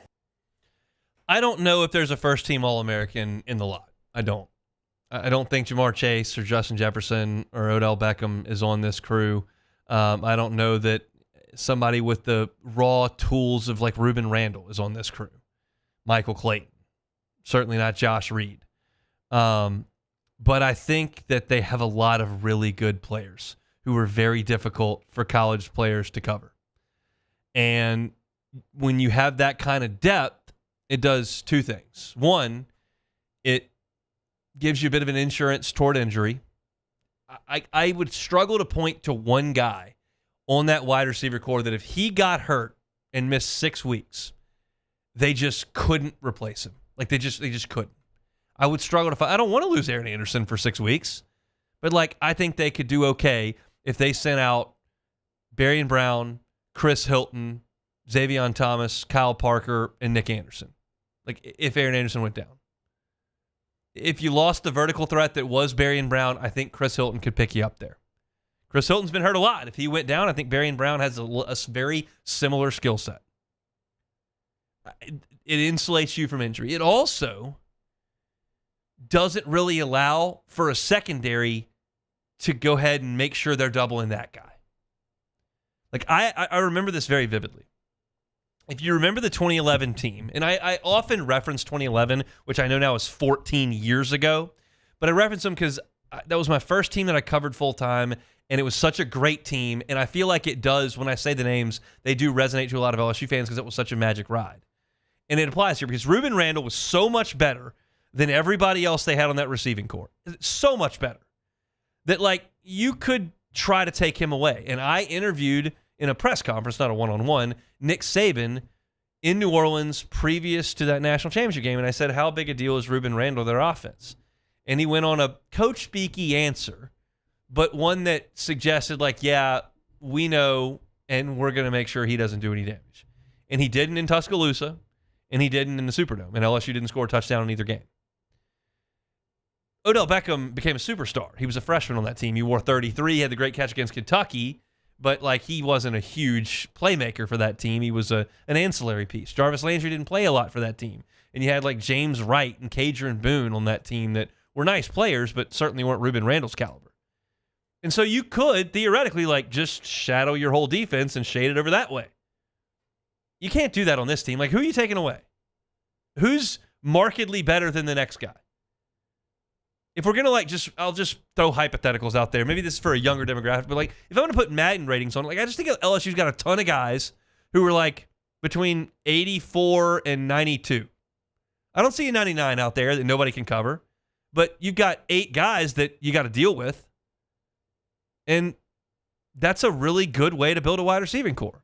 Do I wish they had another guy that was 6'5", another guy that was 6'3"?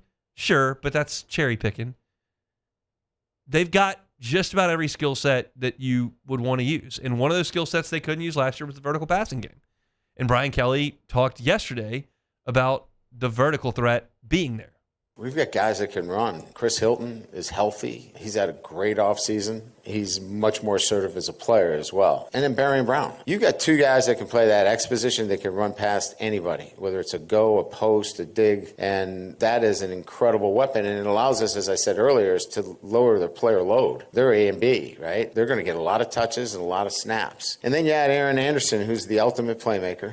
We have to be careful with all of our players, but, we want to keep Aaron ready for Saturdays, too. And so you got Kyle Parker, who I am really high on. I think he's going to have an incredible year. But now you can add Kyle Parker to the slot. And then into the boundary, you got Xavion, you've got Nick Anderson. You've got some depth there.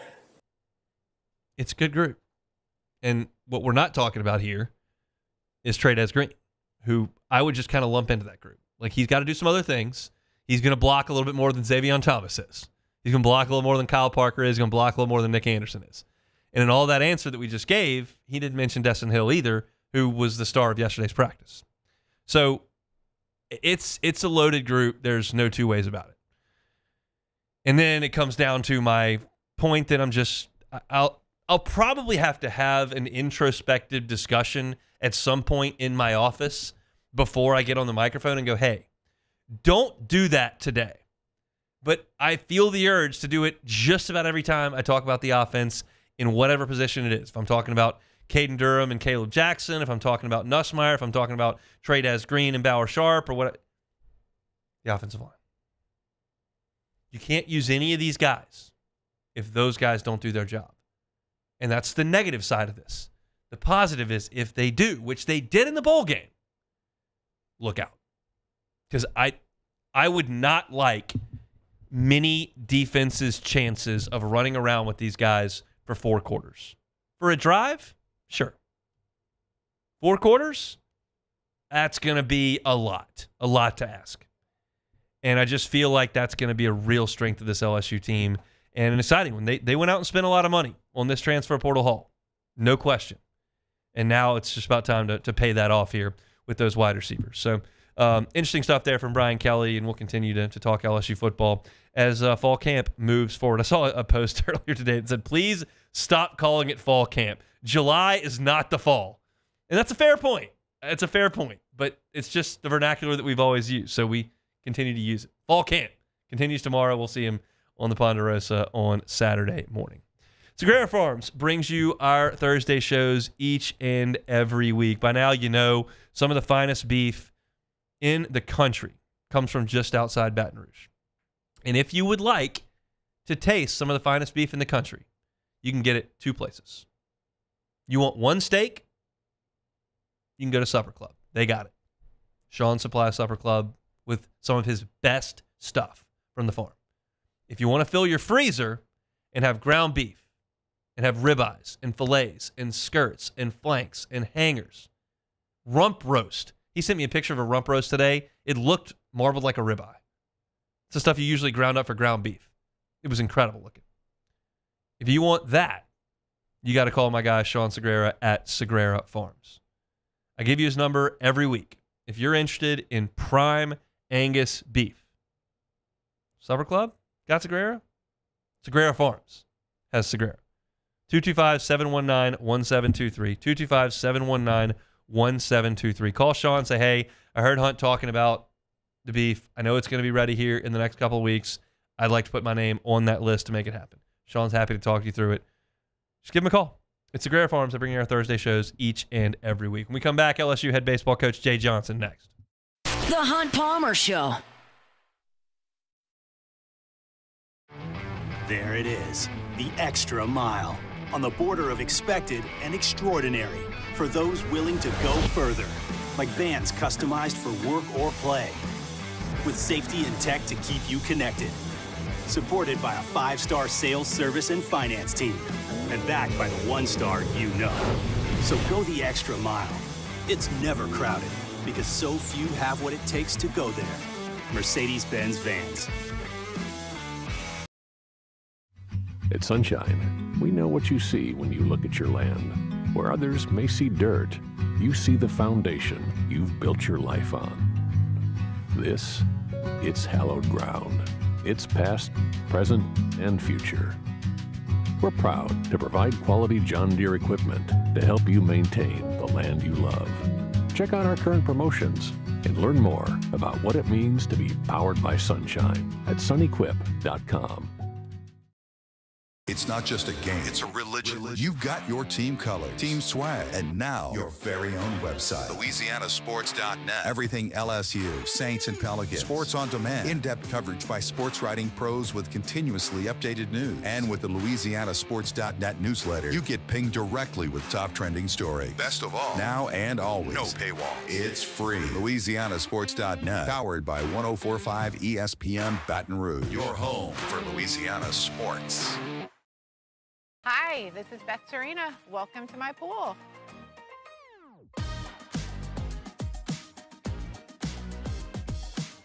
The first time I saw this beautiful pool, it exceeded every expectation that I had. They were able to get everything we wanted in this pool. It is a beautiful pool. We live out here, we eat out here, we watch TV out here. This is like our living room outside. We love this pool and everything about it. When we decided to build our pool, we called a great friend who is one of the best pool builders in the country in North Louisiana, and we said, who would you choose to build a pool in Baton Rouge?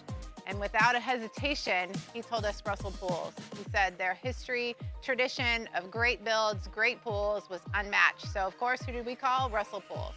The advice I would give to anyone looking to build a pool is first call Russell Pools. They'll do an incredible job. It'll be incredibly organized. It'll be time efficient. And you will have your pool in no time.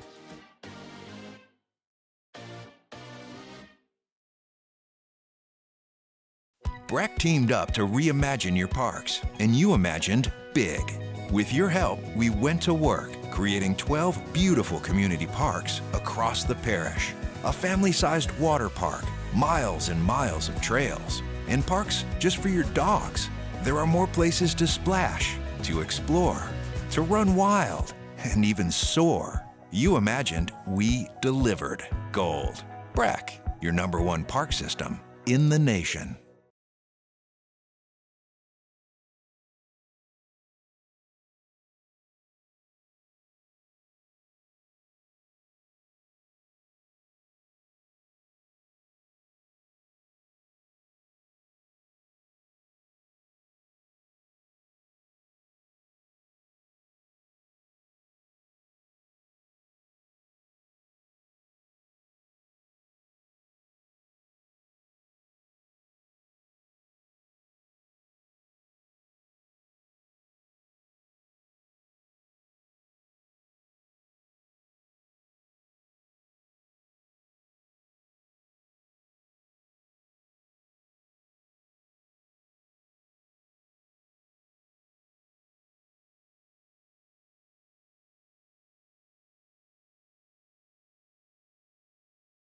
You're listening to The Hunt Palmer Show, brought to you by Sagrera Farms.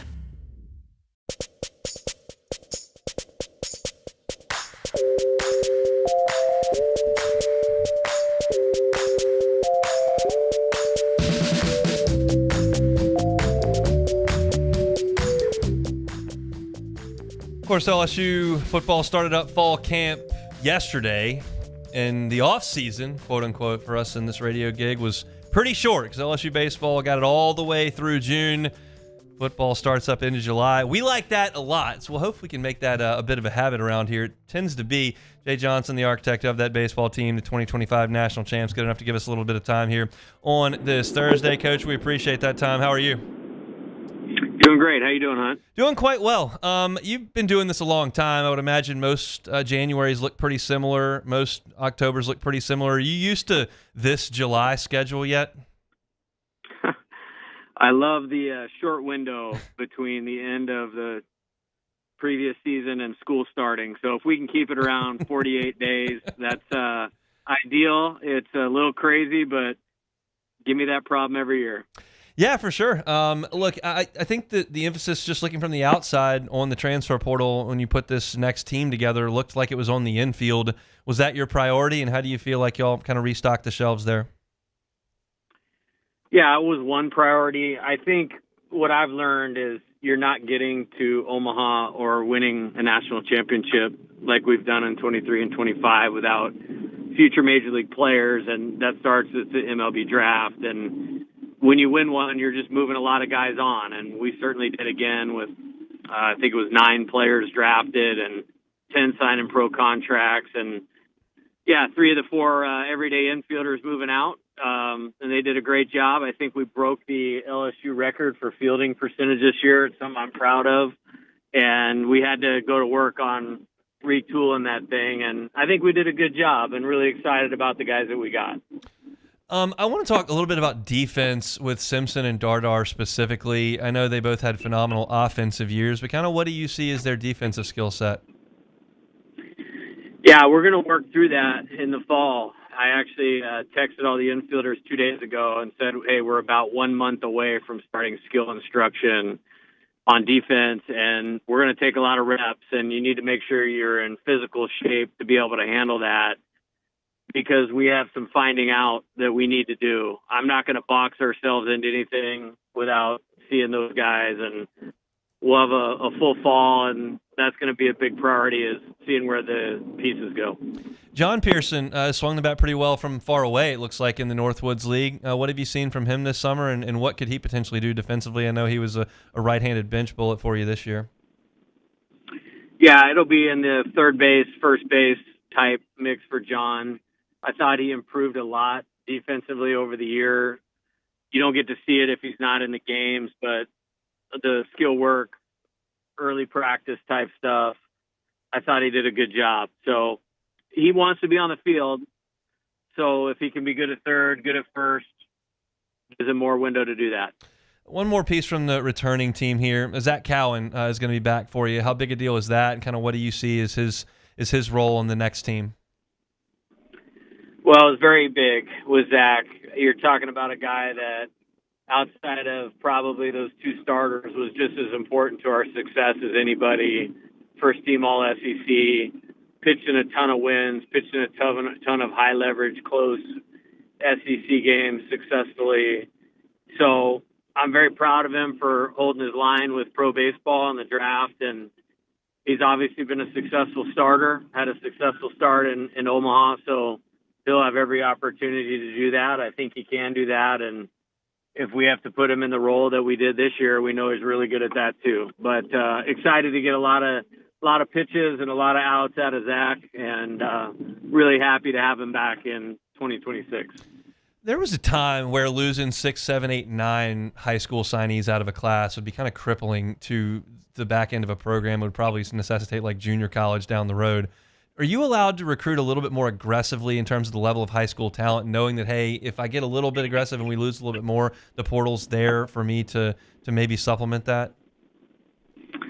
Well, it certainly helps. I don't like that we lost 8 guys, and it was an interesting year. Those were 8 really good players, but something happened this year with the slot bonuses going way up. I think there was more picks. There was more money to go around. And so 7 of those 8 guys ended up getting over $2 million. Yeah. And I don't know that in any other year that all of them would have gone. So it's a little bit unfortunate, but it's the way that it is. And I thought we recovered really well in terms of this season.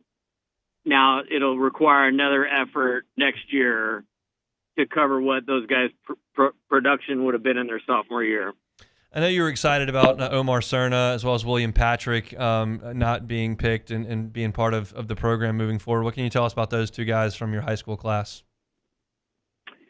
Yeah, very proud of them. They had high asking prices for professional baseball, really valued the LSU experience. And I think with Omar, you're getting one of the premier high school catchers. He also can play first base and third base. He's got tremendous power, and I think is going to be one of the elite hitters in our program over the next few years. So really, really excited about him. With William, it's a very interesting dynamic. He is as good an athlete as you will see. He's like a 6'3", 60-yard dash runner, was an excellent football player in high school. I think the more at bats, the more repetitions he gets, giving all his time to baseball, there's a really high ceiling. And so I'm excited to work with him and get into that potential.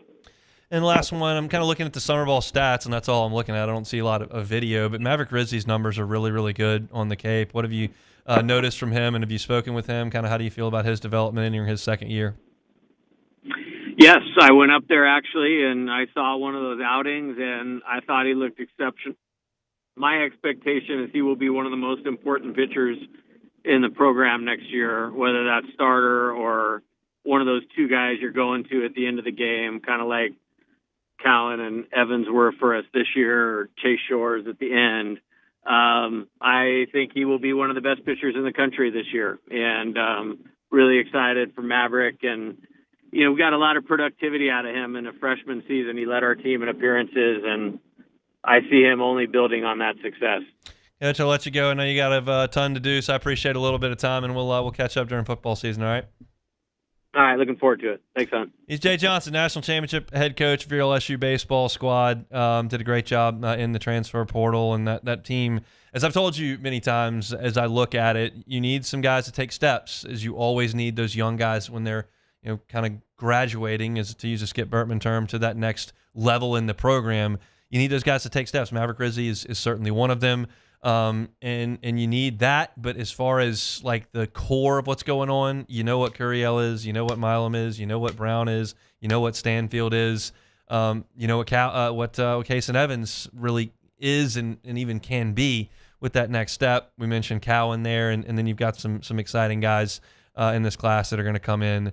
I am fascinated to see how first base, second base, third base, and DH all shake out. I tossed that to him defensively with Simpson and Dardar to kind of see, for those that aren't completely locked in, like Braden Simpson's the transfer from High Point who was massive offensively for them this year, has played a little third base for them. Dardar has played first base and second base for Kansas State.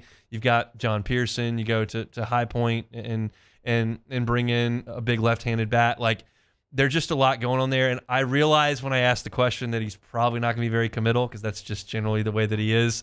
He's not going to be, we think he's going to be the second base. Like, you're just not going to hear him say that. I was surprised a little bit to hear him talk about Maverick Rizzi being one of the best bullpen arms in the country, because we all see that profile for him. We all see what Chase Shores was at the end, and we saw Rizzi when he was at his best this year. Maybe that was in the midweek on a Tuesday where he dominated somebody, but every once in a while it was in a game against an SEC team where you're like, oh, there's that 98 and there's that slider. And he's shown that on the Cape. And Coach Johnson said he was up there to watch that. I'm excited about this team, as I think most of you are. I think it's going to be very, very good. But at this point, as I said yesterday when I teased this interview, and I will say again today, like, that kind of puts the baseball offseason to bed. You will hear me infrequently talk about LSU fall ball for sure. This probably be the only show you hear some of that on this airwaves, because football drives that bus, and it needs to drive the bus. But I will always dip my toe into that fall ball stuff. But I think as far as transfer portal stuff, as far as Major League Baseball draft, as far as roster accumulation and all that kind of stuff, like, it's all settling down. And LSU's now got its team that's going to go to instructionals in a month when they get to school. And they'll be full steam ahead, and they'll crank things up for fall ball in October. And I'll be out there, and I'll be doing some stuff for LouisianaSports.net, and I'll be talking about it. But right now, it's kind of time to put that off to the side, enjoy that national championship glow, maybe go back and watch some highlights on YouTube from time to time. But we're going to be all football just about all the time here as we move forward. So, again, appreciate Coach Johnson for giving us a little bit of that time on this Thursday. You could tell he was traveling, going somewhere. He just doesn't really slow down. It is what it is, but that's a good thing. A good problem to have, as he said, when you finish your season up at the end of June, and you got to be really, really fast in those last 45 days to make sure your next team is representative of what it should be. So that's Jay Johnson here on this Thursday. Brought to you by Sagrera Farms Premium Angus Beef. I didn't tell y'all on Sunday. Got the grill out, got to get cooking on some Sagrera Farm, the ground beef for burgers. My wife loves burgers. She does not love the burgers I make at home. She thinks they're too dry. They're just not very good. She actually would prefer me make these turkey burgers I make, because I just don't do a great job with the beef I do with burgers. She was blown away on Sunday. Like, those are clearly the best burgers you've ever made. It's like, well, that's the quality of beef. I'm no chef. That's been very well established. But when you get a really good piece of meat and you don't overcook it, all of a sudden you've got something awesome. And so if you're looking for flavorful, delicious, tender burgers that are the best you've ever made, I can attest to it. I made them last Sunday, and my wife can attest to it because she loved them as well. Call Sean Segrera and Segrera Farms, some of the best beef in the country. And it's right here just outside of Baton Rouge. It's Segrera Farms. They bring you our Thursday shows each and every week. One more time out. We'll close it out next. The Hunt Palmer Show. Highland Insurance Group, HighlandIG.com is that website. It is storm season. They're inevitable in this part of the world. And the time to make sure your insurance is correct is not after the storm's blown through and you don't have power and there's been roof damage and there's leaky water on the floor and you can't really operate your business. So now we look at the insurance policy. What do we get? Well, if your building's not valued properly because you're trying to save $1 there and the agent didn't tell you, and you've got a co-insurance penalty, so they're not going to pay you out in full, and you don't have the right business interruption coverage, so you're not going to be paid while you're out of business, you got real issues. Don't let that happen to you. The team at the Highland Insurance Group make sure that their clients are taken care of from a coverage perspective. They will always consider premium. They've got dozens of markets. They can shop that coverage to make sure you're paying the proper amount, but they will always, always, always make sure that your coverage is right. They're experts. So let them audit your policy. Let them look at what you've got, and they can make sure that you are taken care of because we know you're paying good money on those premiums. Everybody is in this marketplace. Jonathan Carver and his team are second to none. Give them a call. Check them out online at HighlandIG.com. They're based here in Baton Rouge. They can help you out statewide. It's the Highland Insurance Group, HighlandIG.com.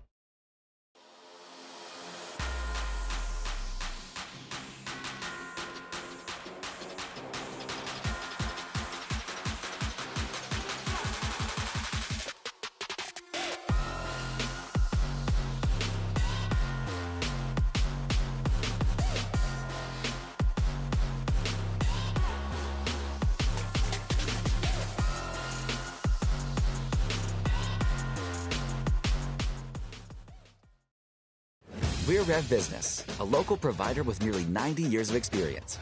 So when it comes to business in Louisiana, we know that personalized service is key. And we're here to go the extra mile with all fiber solutions that deliver what every business needs: reliability and quality. We're not just providers. We're the local team dedicated to helping you succeed. True partnerships are homegrown. Rev Business, internet, phone, managed services. Visit us at letsrev.biz. When it comes to industrial construction, River Parish Contractors can do it all. Mechanical, structural, custom fabrication, specialized welding, and turnaround services. Strategically located in between Baton Rouge and New Orleans, we have the local team with the experience and commitment to safety to manage the most complex industrial projects. Period. Here's the deal. Partnering with us means your project is delivered on time, on budget, and most important, safely. River Parish Contractors, let's get building. Family owned and community driven. Service Chevrolet Cadillac, a legacy you can trust since 1972.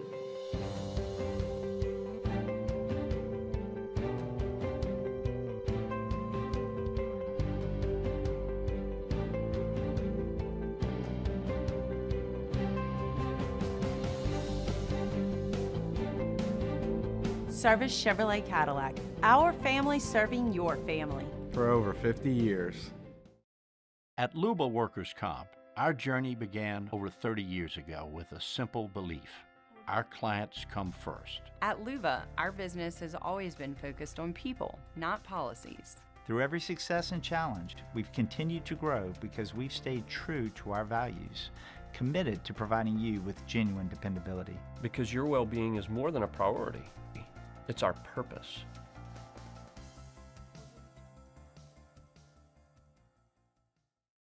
Man, age is just a number.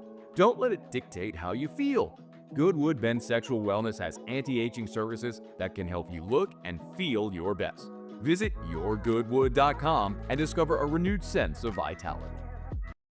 At Ochsner, we know healing is a team sport.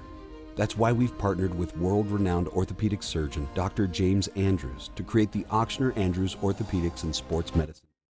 This is the Hunt Palmer Show, brought to you by Segrera Farms.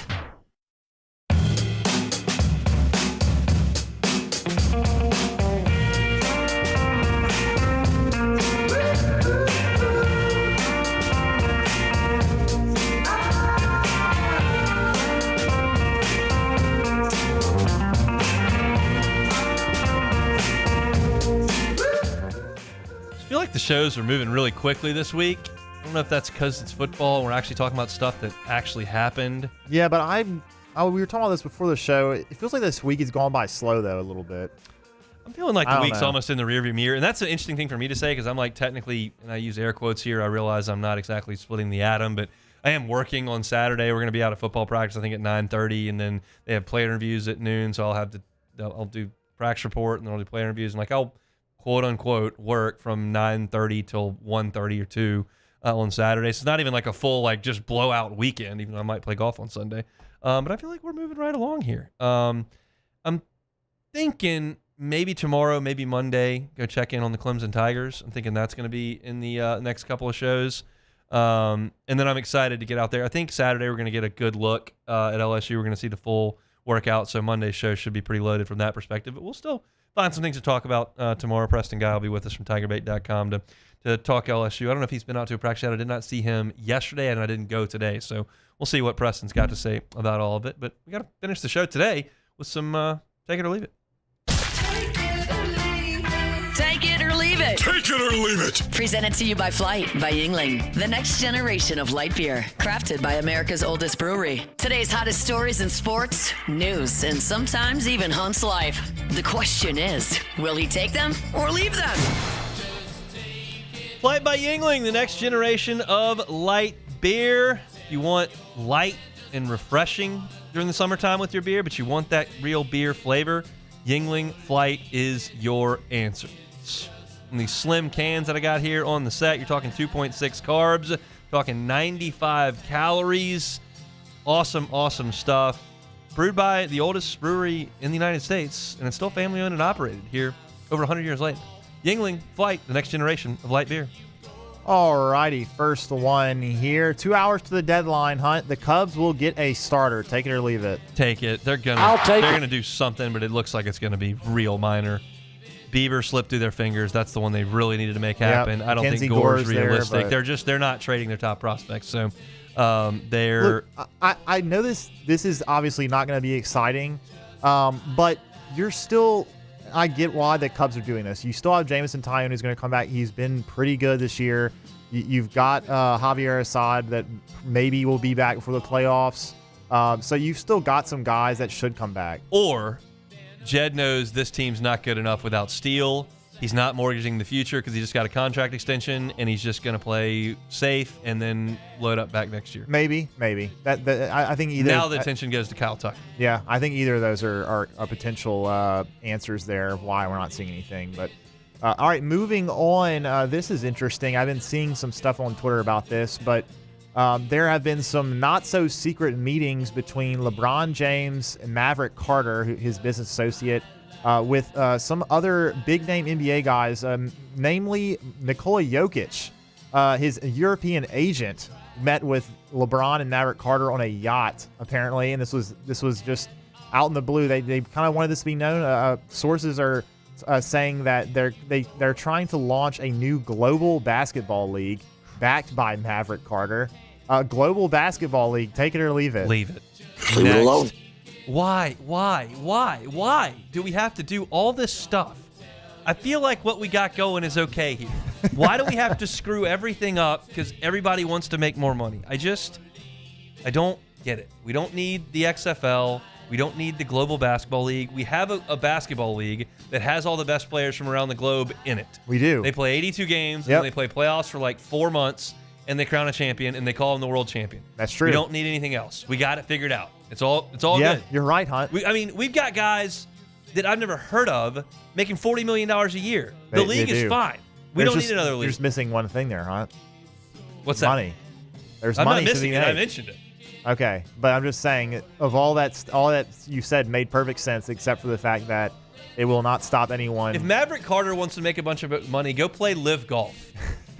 They'll sign you to a huge contract, and you get last in every tournament and get a big check. Yeah, Joaquin Neiman outmade Scotty Scheffler this year.